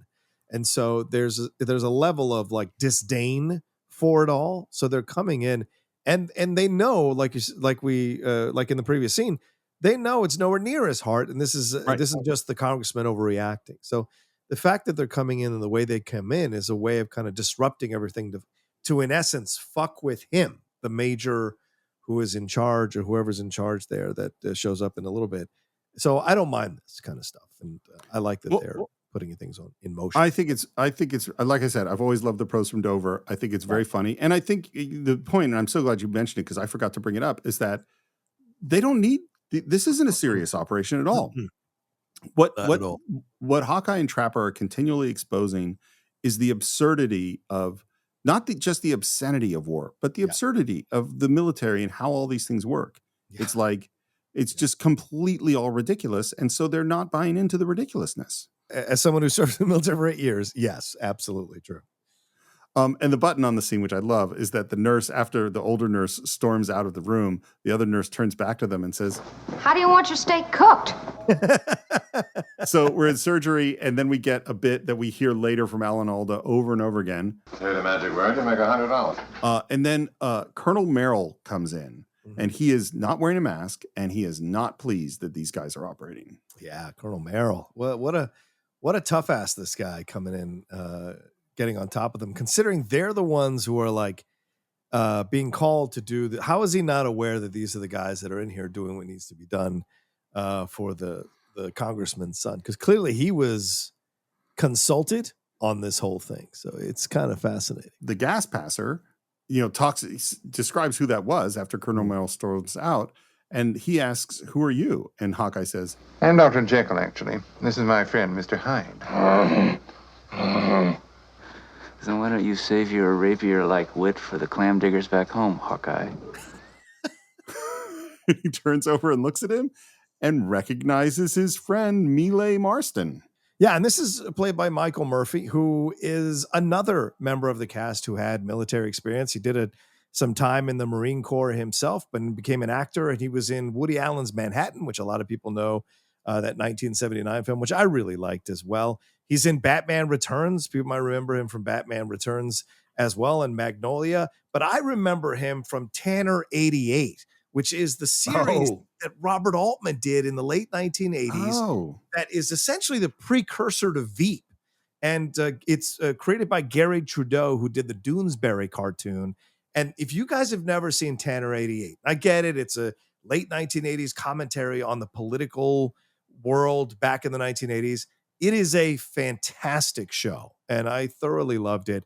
And absolutely, Veep is like the second coming of Tanner 88. So if you enjoyed Veep and haven't gone back to watch that, I would recommend that. Of course, he was also in Nashville, but also in McCabe and Miss Miller and Brewster McCloud. So a good resume here, and recently doing voiceover work for American Experience on PBS. So an actor who's worked in a lot of things that you all have probably seen.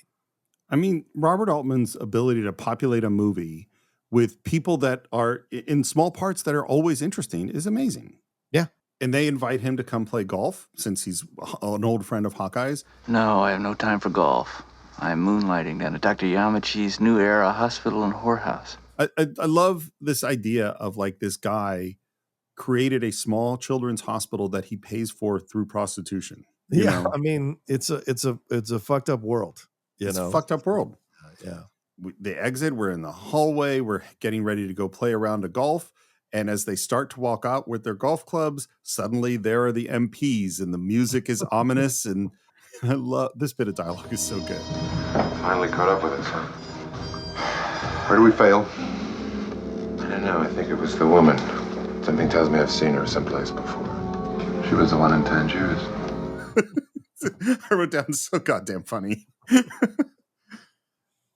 It's again, I'll go to like, I don't think there's Animal House without MASH, because so much of the character of Otter and just barging into these situations and him and Boone, that's this relationship. 100%. And now we cut to them putting into like some ceramic fish or something as the colonel comes in, and he is furious and he's going to have them arrested. You won't have us, we have you. Your boys blew this case and we bailed you out. Now we are going to stay here for one more day and check out the congressman's kid. If that's okay with you, then we got a deal. And if it isn't, then we can always call Washington and you tell them your story and we'll tell them ours. It's simple as that. And he is completely cowed. He even puts the pool cue on him and physically shoves him down into his own chair, which I think is an interesting moment of fuck the establishment. So. Which in general, I don't think you're supposed to do that to superior officers. I didn't serve in the military. Not if you want to stay out of the brig. And then we are at the Dr. Yamachi's whorehouse and hospital or whatever it's called. And they're all in their kimonos and they're laughing and joking. And then someone whispers something to the gas passer who says, Listen, I hate to do this to you fellas, but you think you could take a minute and look at her crib for me? And then they describe his symptoms, which sounds really scary. Yeah. And they say, okay, call up the hospital and get them ready for pre-op. And he's like, you can't go there. This is a civilian. It's a military hospital. They won't work on him. Don't tell him any more than necessary. Tell him the pros from Dover are on their way with an emergency. Time to get the OR ready, get the kid asleep, and Trapper and I'll fix his tracheoesophageal fistula. Which, first of all, I love that it's so obvious to them what's wrong with the kid just from hearing the description of the problem. Yeah. And I love the instant action that this is saving a kid's life, you know? Yeah, 100%. Yeah. So they go into the hospital still in the kimonos. The nurses and the staff are all reacting against it. Is this what you've got us up for? Yeah, that's what we got you up for. Now, come on, look, we stumbled on him. We don't want him, but we don't feel we can back away from him. I love that line. Yep. It's like, we're doctors. We have a responsibility to save this kid's life. That's it. You know? Well, and the fact that they were told that Colonel Merrill doesn't want to save any of the quote unquote natives. They're even more inspired to fuck with them because of that line, you know? Well, and that's why it's important that we're treating a prisoner of war, and they treat him just as well as they treat anyone else, regardless of whether or not it was Hojan. Of like that's where, and again, it's continually earning back. You got to like these guys, even though they do a lot of things that we really, really don't like. Yeah.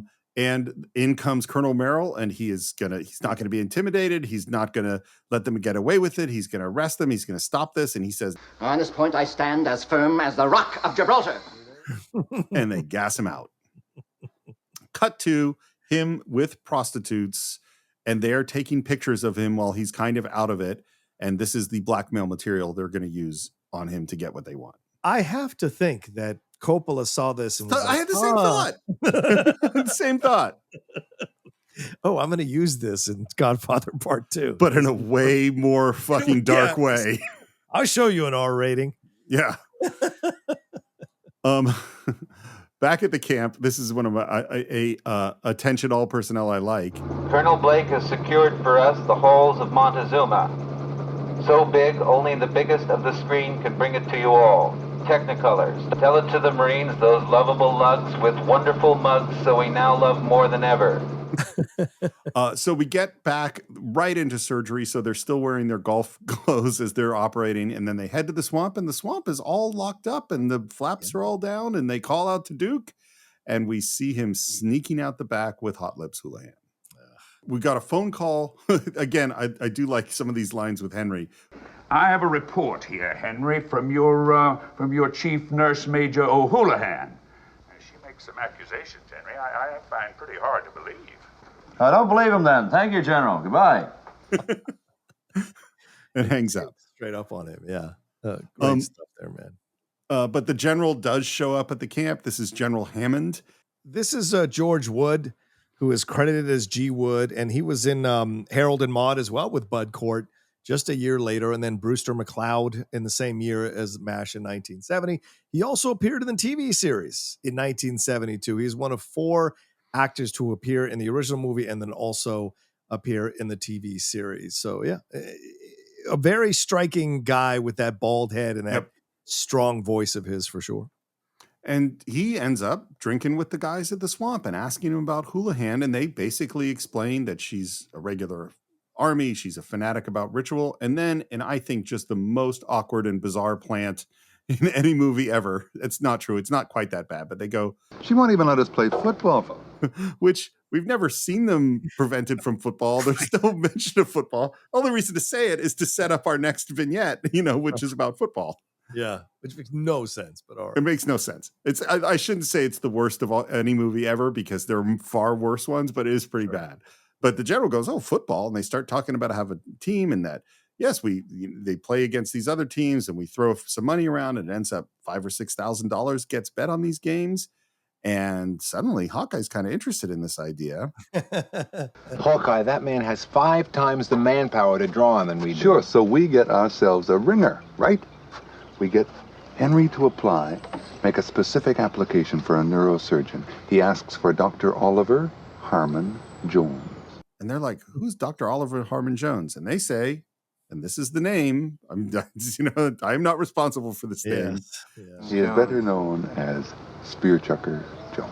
And they remember him as a guy who played for the 49ers, my home team. You guys have one problem. I just wonder about the social problem. He's the only Negro officer in the whole camp, you know. And Trapper and Hawkeye are like, well, we'll just have him in the swamp. You're serious, ain't you? You do Sure, that. I'm serious, yeah. It's enough for me to have to put up with you two Yankees, but I'm, that's... And they just push him down. Yeah. Out of nowhere, he's racist. Sorry, I don't mean to cuss, but it came out of nowhere. It really pissed me off when I saw the movie. Why did it piss you off? Well, because I didn't anticipate this from him. Because the movie has spent all this... Huh? Yeah. You liked him, yeah. Yeah, because, he's always been laid back, and even the interactions with him at the beginning, with him and Hawkeye, it's dude stuff, right? I don't have a problem with the dude stuff. And I haven't seen him be overtly like leading the cause to be mean throughout the movie. So for him to all of a sudden be racist and then say like shit like, I had to deal with you two Yankees and then this kind of thing, it just seemed to come out of nowhere. Yeah. And it just leads to a handshake between them at the end of the movie, which I'm like, where did you earn that? So anyway. So I'll tell you too. So it's interesting to think about like, how do we approach issues of race at different times? Yeah. And this was the way they approached it at this time. And what I actually like it, by the way, because what I like is that we've perfectly liked this guy, Duke. He's one of our guys. Yeah. And then we discover that he has this prejudice that we don't like. And that the two other guys just go, no, they just say, you're not allowed to have that. You're wrong. Yeah. You're not allowed to have this belief. Here's what happens in the book. That's interesting. In the book, as I think I mentioned, there is more of the Yankees versus the Georgia-ness of Duke versus Hawkeye. There's more of that stuff. And then Trapper's from Boston, another Yankee. And so they do have, I would say 10% more. It's not a lot more. So then, and there is this resistance from Duke to having a Negro in the swamp. Yeah. And then in comes Spear Chucker Jones. Yeah. I'm just kidding. That's the name. So Jones. You could just say Jones. But so in comes Jones. Yeah. And immediately he starts calling Duke Little Dr. Duke. Okay, Little Dr. Duke. Okay, Little Dr. Duke. And Duke finally goes, what are you talking about? And he's like, well, you're not Big Dr. Duke. That's your father. Your father, might not remember, but there was a sharecropping family that your father took care of that were the Jones family. And when the Jones family got pushed off their land, you know who paid for us? Is your father, old Big Dr. Duke. He kept my family alive and took care of us. And from that point forward, they're best friends. Wow. Yeah.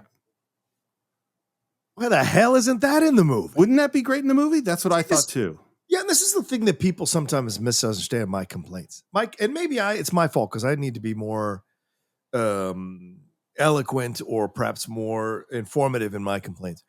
It's not that it shouldn't be in the movie. It's that it's not set up correctly. It's not enough in the movie. It's not enough in the movie, right? It's not enough there for us to be like, wait, what? It just comes out of the blue. It's not that it's bad that it's in the movie. It's the way it's been set up in the movie, right? And this is where some people were upset with my acolyte criticisms of episode 7 because they completely showcased colonialism and whatever throughout them. And my anger was that they did a terrible job or not a great job of setting up this angle for Soul. I wish it had been a little bit stronger. So this is where I had issues with it when I was watching the show. And so the same thing here. It's like, okay, I'm cool with racism being in the movie, but let's build to it in some way so that when it starts to become a thing, then we've already set the groundwork for it. So, I mean, but this is there is a school of thought that's like we should only show people acting as angels the way we want people to act. No, right. And in some circumstance, well, I would say in a kid show, probably maybe that's what you should do. But I also think like having a character like Duke who we like, but is a bit racist. And then I agree with you. If you had had a little bit more and show him really come to respect this Jones guy, then we would be dealing with the thing. The fact is that one of the coolest, most awesome people that shows up in this movie is Dr. Jones. He is there's nothing negative about his character at all. And and I think that was one of the ways of exploding racism at this era, was to go at it in a different kind of way. And also the name Spear Chucker is pointing at racism, Yes. Right. And it's also saying to some degree, this is not what the actor thought, but to some degree going, we don't care. That name, that word, it's the words don't matter. Right. That we heard from Lieutenant Uhura in Star Trek in Savage Curtain, an episode that you really love. Yeah. That's one philosophy of it. And today we're much more in the words matter a lot. Yeah. And we have to be much more careful with our words. Yeah. But needless to say, we are about to meet Oliver Harmon Spearchucker Jones, and that actor playing him in his first movie role, I believe, is Fred Williamson. Yeah. Fred Williamson, fantastic actor. And of course, acted in numerous things. His nickname is the Hammer from playing in the NFL. He was played for Northwestern, got drafted by the 49ers, your beloved 49ers. He got signed as a free agent by your beloved 49ers, and then went to go play for the Oakland Raiders and the Kansas City Chiefs. He played in Super Bowl I against the Green Bay Packers, was knocked out of the game in the fourth quarter. In the lead up to the Super Bowl, he had kind of threatened the Packers that he was going to hit him with two hammers because that was his nickname at the time, and then eventually found his way into acting here in the 1970s. This is his first role, as you said there, Steve. But then he played the iconic gangster there in Black Caesar, and went on to do a number of things like Julia with Diane Carroll. He was in the film Crazy Joe with Peter Boyle and Eli Wallach. And then recently we saw him in the music video for Doggy Dog World for Snoop Dogg, but really From Dusk Till Dawn, that was directed by Robert Rodriguez there with him and Tom Savini in that movie. And then he was part of that situation there with that movie and the Rodriguez crew for a bit. So it's just great stuff. Also as a commentator and what have you. So really good stuff here from Fred Williamson, an iconic character, an iconic person for such a long time, and still around. So yeah. And I think he's always been good. I've never seen him not be good. I think he took to acting. Some people are just natural and just understand, like there are other people, like we talked about with Arnold, he had to learn how to act. It took, and he improved over time. I think Fred Williamson was always great. Yeah. He was not a fan of the name Spearchucker Jones. Of course but not. Felt that he could overcome it. That's how which I like. Well, it's sadly what we asked a lot of black performers to do is to overcome the inherent racism in certain situations, in certain scripts, in certain movies, constantly. I just saw the film Sing Sing last night with Coleman Domingo. It's coming out in August. It's incredible performance. I love the movie. It just moved me to tears three times in the film. But there's a commentary when he's trying to get one of his fellow prisoners to embrace being the king of Denmark, or being the Prince of Denmark in Hamlet, to deliver the to be or not to be speech. And he says, I understand, because as black men, we're told to hold our heads down when we walk into a place and not offend anybody and not draw attention. But I'm telling you, you are now the Prince of Denmark. You got to walk in like you own this place. You got to do things anti to what you've been trained to do as a black man in our society. So when you say overcome, that's essentially what we ask so many performers to do, is to overcome the racism inherent in a lot of the white written, white directed, white produced films and TV shows that they were cast in. I think I wasn't sure if I was going to bring this up, but it's an interesting thing that you go, okay, we're going to put a racist name on him. There's no question that that's what this name is. And then we're going to make him exceptional throughout the entire rest of the movie. Right. Is like, it's what the thinking at this time is, it's the contrast between the obvious racism of the name and the character. And the thing that I always think about, there was and you've probably seen this, there was a Malcolm Gladwell episode exploring the Friars Club roast of Sammy Davis Jr. Right. Where it's just endless. It's nothing but racist slurs from Frank Sinatra and Dean Martin and Rickles and all those guys. And all the jokes are racist. And Sammy just there smiling. And it seems as if the way they thought they were fighting racism in that time was to expose racism, but say we love Sammy Davis Jr. and he's amazing, and therefore we can make all these racist jokes. And and it's really uncomfortable and weird, but that's where they were then, Yeah, and that's and that's always And I think that still cycles back to the movie, Steve, in that we have characters that do some unsavory stuff in the movie, but also do some incredible stuff. And so the commentary overall is that people are super flawed. And yes, they can say racist or do sexist things, but can also say the life of a young boy. They can also fight through the systemic racism or judgment of the established superiors in order to save a young baby's life. So there's these things that you have to kind of look at people with a much bigger scope.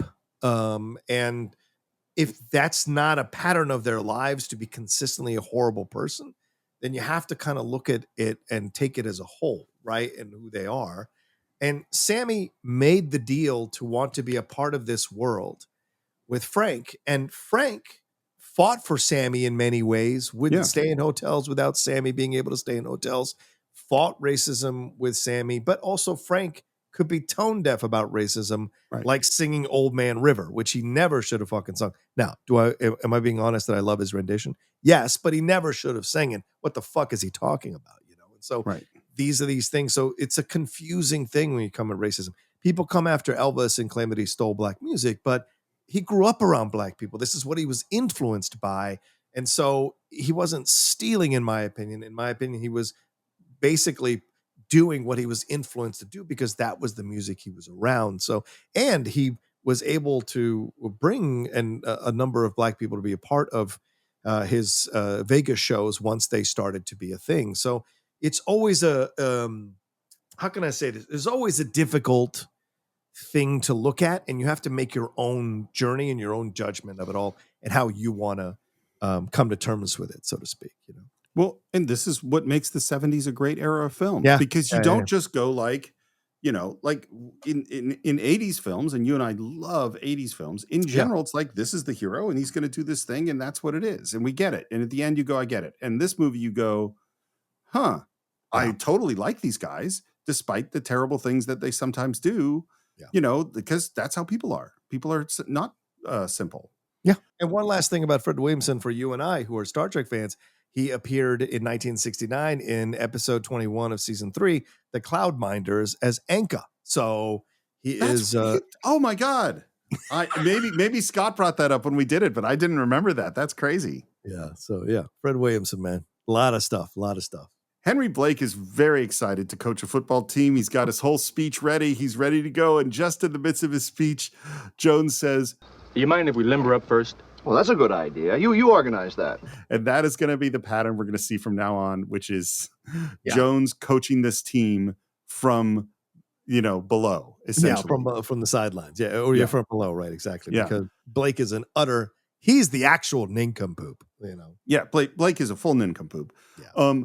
We practice a little bit. It's not going well. Houlihan is kind of leading the cheerleaders. Oh, that was tough to watch, man. They take her in this direction. I'm with you. I just it's really weird. What she becomes here, you have to be like, well, this is where you find ignorance in gender dynamics and gender relationships. And I'm sure there might be articles I could go back and take a look at from maybe some of the female writers in the 1970s or female critics, maybe Pauline Kael chimed in on this, but like the way they do this character is horrific, man. They essentially break her and turn her into this like 15-year-old. They regress her back to being this 15-year-old who is just happy to be around men and cheering on men and screaming for the women. And then she's saying stupid shit throughout the football game.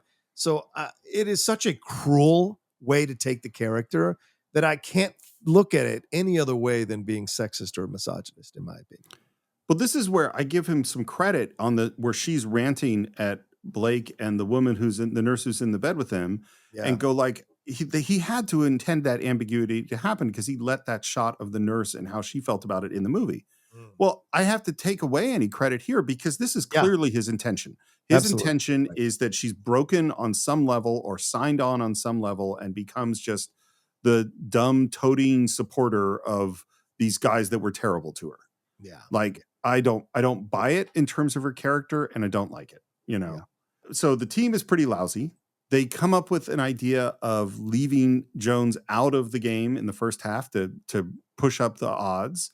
Yeah. And of course, Blake is going, oh, that's a good idea. Good thinking there. And then, Usually in football, if you have some organized plays. Well, if you don't mind, I took the liberty. Oh.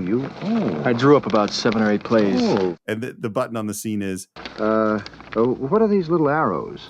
Yeah, because he's a moron. He's an utter moron.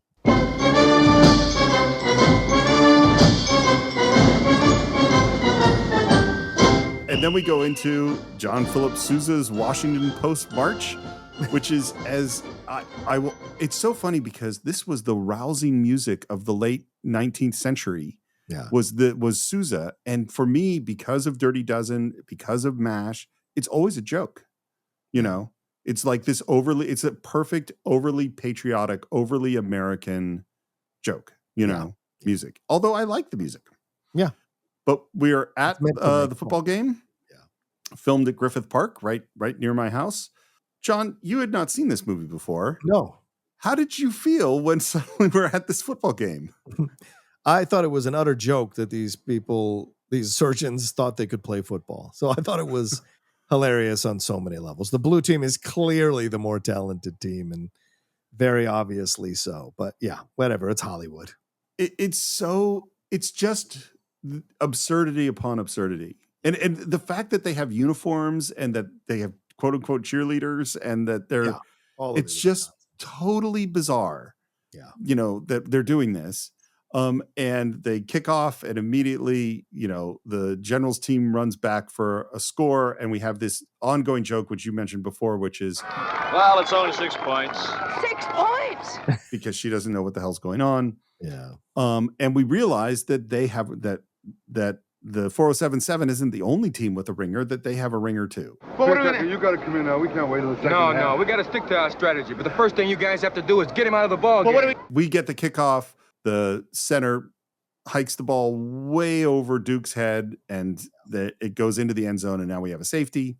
And we realize they have this one great player, and so what do we see? We see someone slipping a hypodermic needle into their jersey, and this guy runs another ball back for a touchdown, and while he's down, they give him a little shot, and he gets up groggy. When he gets to the sideline, he goes, "Hey, coach, did I break my 9,400? 400? This is not a track meet. This is a football game. What the hell do you think I pay you for? 220. What? They line up for there's more crazy. There'll be these cuts to like montages of just crazy football with crazy music. They line up. Painless is on the line, on the front line, lifts his head to look at the blue player in front of him and says, "All right, bub, your fucking head is coming right off." And that is the first use of the word fuck in Hollywood history. Wow, I didn't know that. Yeah. Oh, okay. And it's so bizarre to me. And this is a huge deal at the time in the ratings. No one had said that word. And it's just so crazy. Like, you used it there? Like that's the first. I love too that our ringer on the blue team, whose name I think is Superbug, who's Tim Brown, I think, says, Ready, coach. Ready for what? I'm in the broad jump, coach. Get him back on the bench. Yeah. Look, these jokes are funny. I know that it's coming at the expense of a black player who's been drugged, but the humor works here, in what they're trying to do. And especially when the gun goes off and he runs into the cheerleaders, which I think is so great. Great fun. Yeah. So it's halftime. Yeah. And I love, again, Blake is ready to make his big Newt Rockney speech, goes into the locker room, and again starts up the same thing. Man, ever since the dark days before Pearl Harbor. And they interrupt him because his job is to go press the bets, because we got to get the bets raised. The cheerleaders are yelling as they walk out of the locker room. Smash him! Smash him! Kill! Kill! Kill! Not live! There's a time and a place for everything, damn it! Oh! Yeah, they've just reduced her into kind of a joke. Totally. Yeah. He goes into the other locker room and he goes in to double the bet. And while this is happening, they sort of zoom in on tiny Gary Berghoff radar standing next to a huge player who basically spits on him, it looks like. Yeah. In the book, they use radar's super ability to hear, or ESP or whatever it is, to listen into the huddle of the other team and know what all their plays are. What? Which I thought would have been a good thing to have in the movie. I agree. Yeah. Yeah. That would make much more sense. So it's halftime, and Jones gets the ball, runs for a touchdown, And they're going, who is this guy? And then someone on the opposing team recognizes him. Radar! Yes, sir. Yeah. Well, what's the general Bring trying it to in say? the first half, did you? He's just been informed as to the identity of our spear chucker. His ringer spotted our ringer. Which I think is all fun. And again, we have these cuts of just crazy music and people on the ground, dragged out by stretchers, knocked out, more stretchers, more guys going down. And what Altman said was, this is his battlefield montage from the war. Like that's what he was thinking was this was the actual war, people being wounded and dragged out on stretchers. I mean, and you can't ignore, or maybe it was accidental, but red versus blue. Yeah. That's a political war, right? Republican versus Democrat. So it's fascinating. Okay. Well, and it's the red is the communists, Or red communists, right? Good point as well. Yeah. I mean, it's and I, again, it's real clear. This is a ridiculous, stupid football game that it has no meaning whatsoever. Nothing. And Vietnam is a ridiculous war. That is what they're saying in this. Excellent point, Steve, for sure. Yeah. Suddenly, one of our players, an African-American guy, goes to attack one of their players. Bastard 88 called me a coon. Called you a what? Coon. Hey, that's an old pro trick to get you thrown out of the ball game. Why don't you do the same thing to him? What, call him a coon? They say no. They say, talk about his sister. Her name's Gladys. So he goes up, the line up, and suddenly this lineman just charges player number 69 around the field. Yeah. And gets kicked out of the game, and the cheerleaders start cheering. 69 is divine! 69 is divine! A joke that went entirely over my head when I was a kid, but is hugely, talk about subversive, making that joke in a Hollywood movie at that time. By the way, the guy who is the other guy who from the blue team who was called him that racial epithet, that is Ben Davidson. Ben Davidson is a legendary football player who became an actor himself, and we have done one of his movies. Oh. And the movie is Conan the Barbarian. Oh. He is Rexor in Conan the Barbarian, and he reprised his role as a football player in the 1991 classic Necessary Roughness. That scene where they play the harder edge. I think they play the convicts from the prison in a football game. He is one of the convicts there, along with, I think, Stone Cold Steve Austin and other people there. So Ben Davidson, you've seen him in a number of TV shows and movies, a guy who consistently worked from the 70s all the way into the 90s.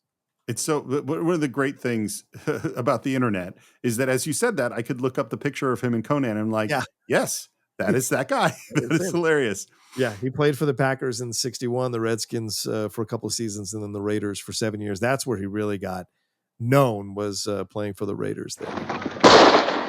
My God, they've shot him! Hot lips, you incredible nincompoop. It's the end of the quarter. I think for me, if the first half of the movie didn't happen, I don't have problems with these jokes in the second half of the movie. Like having a dumb character that someone's making fun of who doesn't understand. Sure, that's normal comedy. It's that she was treated so the monologue of my commission, and you let them happen and you let them get away with this. And after, I can't go from that to this. Yeah. That's my issue with it. Yeah. And now the general is starting to get a little nervous because it's getting really close. It's 16-12. And Jones, who is the hero of all of this? Like, he is the real leader behind everything that has happened from, when he appeared. Says, I got a special play I want to run with, a center-eligible play. We line up with everybody to the right of the center, except Hawkeye, who drops back 1 yard just before the snap of the ball. And so the play is, they're going to do this weird thing, and then Trapper is going to hand the ball back to the center secretly and pretend that he has the ball, and the center will then score the touchdown. Which is a legal play. And they line up. They go into their motion. Hawkeye takes the step back. Trapper hands the ball back to the center, who does a great job sort of stumbling forward as if he is hurt. Trapper does a great job pretending to have the ball and gets tackled. And I love that the center is just kind of meandering along the sideline and finally shows that he has the ball. And they're like, run. And he runs. They just makes it to the end zone with a good block from Jones. Total crazy pandemonium, crazy, silly sound effects. I like that it might be the guy that you just mentioned is smoking weed at the end of the play and just smiling, and that is the end of our football game.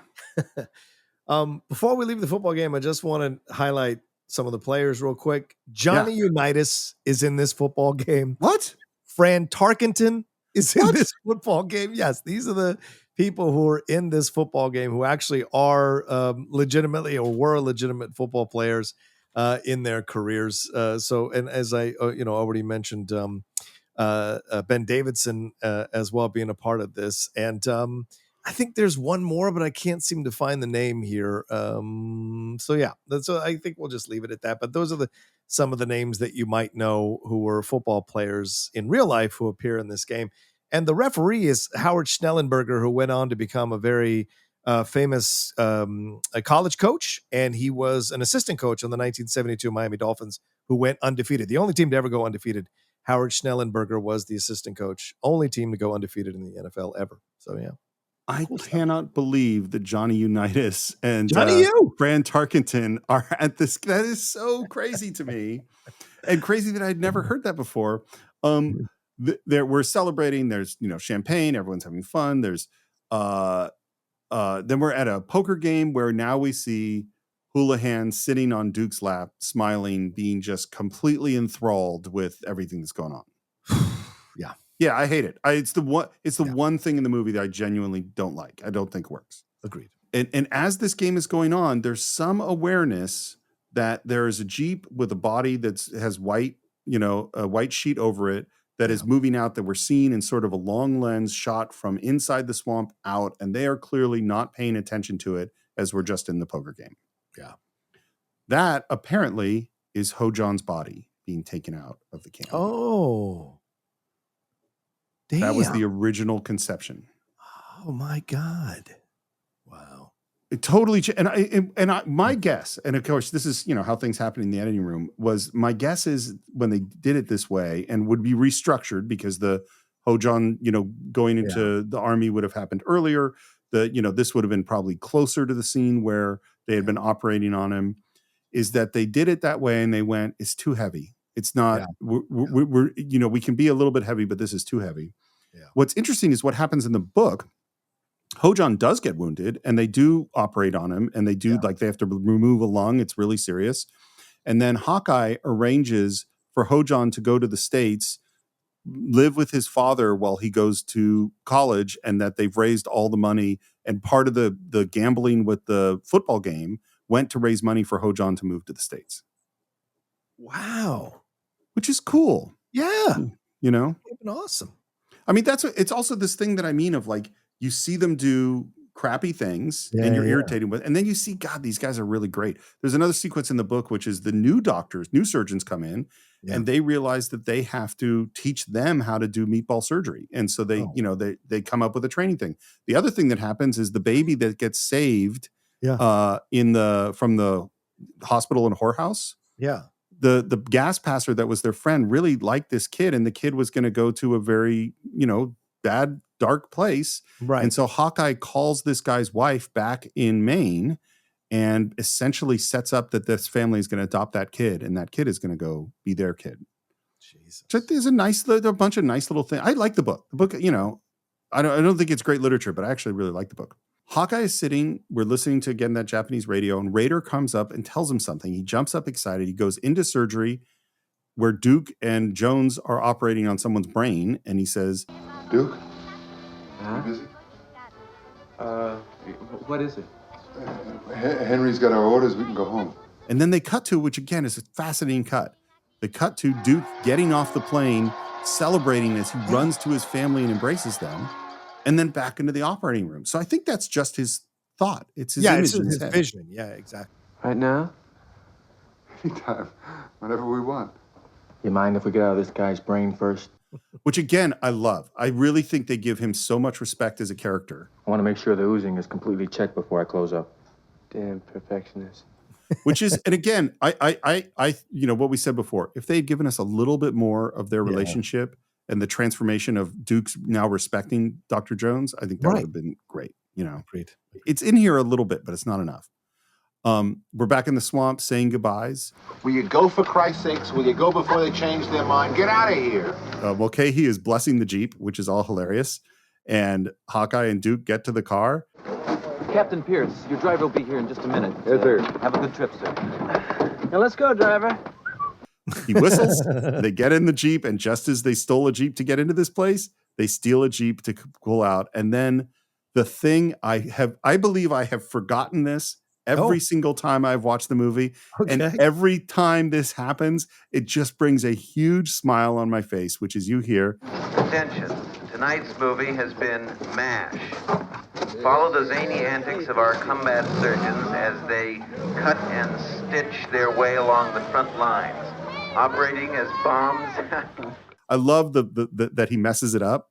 Yeah. Operating as bombs and bullets burst around them, snatching laughs and love between amputations and penicillin. Again, I'll ask you, because you just saw this for the first time. When they start describing the movie on the PA system, what do you think?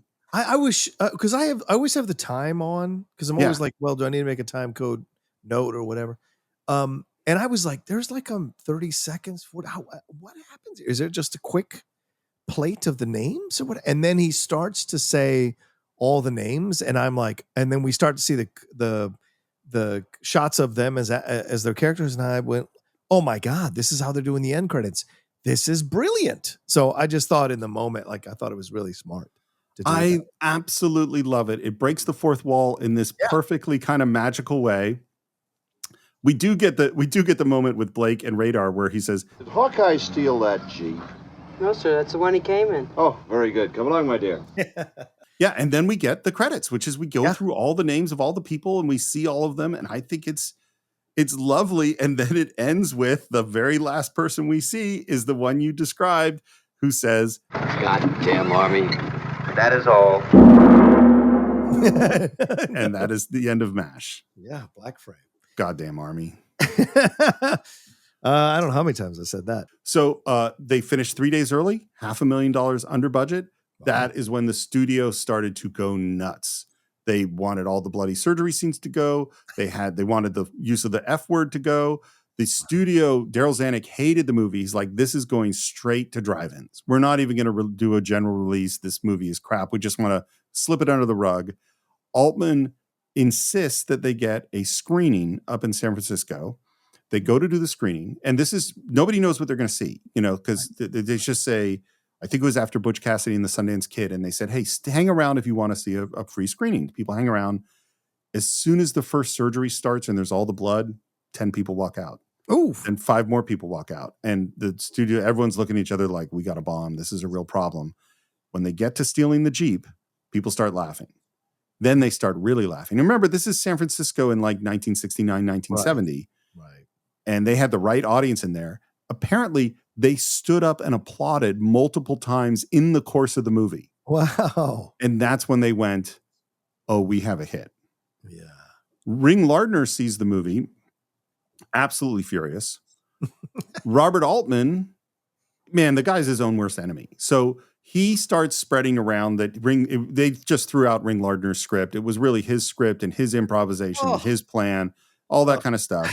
When they first made the deal with Preminger, who's the producer, Ingmar Preminger, or whatever his name is, his initial deal with Robert Altman is $150,000 and 5% of the movie.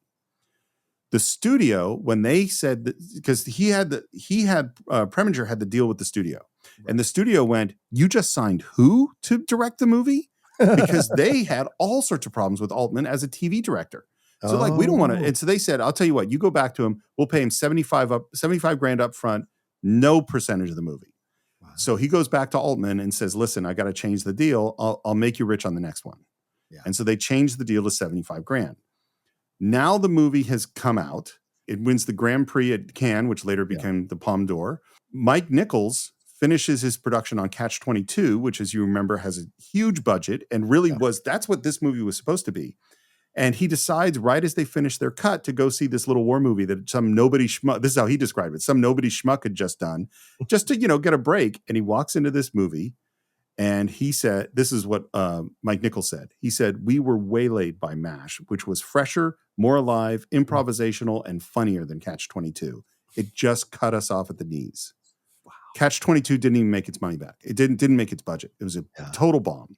Remember I said that Tora, and Patton were being made at the same time? Yeah. Tora cost $25 million and made $37 million, which is not great. Right. Patton cost $12.6 million and made $62 million. Wow. MASH cost $3.5 million and made $81 million. So the Preminger is going to Richard Zanuck and saying, listen, I know you guys have had conflict with Altman, but you should cut him in. You guys are making a ton of money.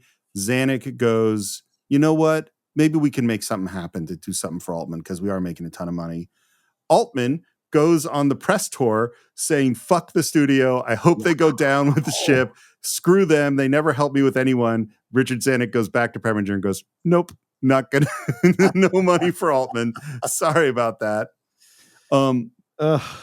Robert Altman's family told all of their family and friends, don't go see Bobby's movie. He made a dirty movie. Because Altman's from the Midwest. Yeah. It was nominated for 5 Oscars, directing, editing, screenplay, supporting actress for Sally Kellerman, and Best Picture. The only thing it won was for screenplay, which Altman claims Ring Lardner didn't deserve. Helen Hayes won for Airport, which I have no memory of Airport, nor I'm sure Helen Hayes is a fine actress, and maybe it was good. And everything else went to Patton. So director, editing, Best Picture all went to Patton. Yeah. And that is everything I have on MASH. John, what are your final thoughts? Well, it was good to see this movie for our conversation. I thought a majority of it worked for me and was still fun to enjoy as a subversive film that asks questions of you and the establishment pillars that they're trying to cut at the knees. And so I thought it was fun in that way. Great to see all of these actors at such young ages who are about to go and do a bunch of stuff and be in our lives for a number of decades. And, you know, as a tribute to Donald Sutherland, I think he's the lead of the movie. We begin and end with him. So although you could argue Elliot Gould coming in, all these other, no, it's Donald Sutherland's movie from beginning to end. And I kind of love that. And so as a tribute to him, I thought this was a great idea. Now in retrospect, even more so after we're done with it, after we're finishing up our conversation that we started with this movie in our tribute to Donald Sutherland. And I thought, you know, very well directed by Altman. You can tell that he is taking chances with this movie as a director and shaking things up as a director with his approach. And I thought that was fascinating as well. So yeah, an enjoyable film that still holds up. I think it's still a great subversive comedy, hopefully still influencing people to make these kinds of comedies down the road that are about more than just the yuck jokes. And so for me, I think that's why the movie works as well as it still does here in 2024, even with my reservations on it. So I'd be very curious. This is one, if you do end up watching it every once in a while over the next 30 years, I'd be very curious to hear how your thoughts might evolve on it. Yeah. I like this movie more and more every time I've watched it, I think when I was young and a kid, I mean, I love the TV show MASH, and this was sort of a different visit of MASH, and I loved some things and I didn't get other things. Right. And as you say, the subversive nature of it, I think I am a very, in some ways, conservative person. I'm not politically conservative, but I'm definitely, You're a bit of a prude. I think that's fair. Yeah. And I definitely don't like mean-spirited things. I don't like people being mean to each other and cruel to each other and stuff like that. I think it's really important to have elements of a culture that say "fuck you" to the culture, and let's tear this down. And that's, you know, like, do I have problems with Animal House at this point? Yes, I do. Do I still think it's a great movie? Absolutely. Carlin and Pryor, those things are formative to me. Like looking at the absurdity of the world and pointing it out, saying the emperor has no clothes, I think is really important. In fact, I think it's really, really important right now because we got a lot of people walking around without clothes, and we got a lot of people too scared to say anything about it. Yeah. You know, like I think we need things like MASH that are willing to go out there on a limb, and even the things that I like less, which we've obviously discussed, and most of them are about Houlihan and the way her character is treated. Like there are those things like the look from the nurse or how terrible it feels when you hear that echoing sound when they're having sex and being exposed. It's just really, really upsetting. And so there are things in the movie that are going, yes, we're right and we're cool to point out the absurdity of all this stuff. But guess what? We're absurd too. We're fucked up too. It's not just that the war is fucked up. It's that these guys that we really like of Trapper and Duke and Hawkeye, they're not that great at some of the time, you know? And so like what's interesting, and I just keep going to I'll go back to where I started originally. This movie is made entirely in the way that I do not understand how you can make a movie this way. And it totally, totally works. And it can only work this way. I am not capable of making this movie. I am capable of directing an episode of MASH. I'm not saying I can do it, but I totally understand how the TV show MASH works. Right. I do not understand how this movie works. And that's kind of part of what makes it a joy to me, because really part of what it's tearing down is movies itself, you know? Yeah. Right. It's saying fuck you to the film industry, just as it's saying fuck you to the military and to religion and to all sorts of statures of society and war and all that stuff, and to the film industry itself. Agreed. So that's what we think of MASH. Of course, we'd love to hear your thoughts. You can visit us on our Facebook page. Just do a search for the Cine-Files. It's Cine_Files on Twitter, Cine-Files Podcast on Instagram. We've already talked about patreon.com/the Cine-Files, where you could listen to this episode without any ads, or listen to this 2-parter combined as 1-parter. Listen to our Cine-Files shorts about MASH and all sorts of other topics that we're getting get into. You could join our advisory board. You can see a schedule of what's going to happen in the next month. All sorts of things available at patreon.com/the Cine-Files. Shorts and ad-free versions of the show are also available on Apple Podcasts. You can buy or stream MASH along with every other movie we've ever reviewed on cinephiles.net. And I am at SR Morris on Twitter and SR Morris1 on Instagram. John, where in the internets are you? You can always find me at The Rocha Says on Twitter, Instagram, and TikTok, The Outlaw Nation on Twitch, my YouTube channel, youtube.com/John Rocha Says, and my other podcasts, the Geek Buddies and the Hot Mic, that are out there for you all to enjoy and have some fun with as well. And this has been a blast, Steve. I really enjoyed this film with you and talking about it all and breaking it down and being illuminated by your points of views. And I can't wait to hear what other people who listen to us felt about the movie and our points of views on it. I have also had a fantastic time talking about this movie with you, and I have a crazy idea. Why don't we do it again next week? Hey, not this movie, but yes, let's a new movie. I think we should tackle a new movie next week right here on the Cine-Files.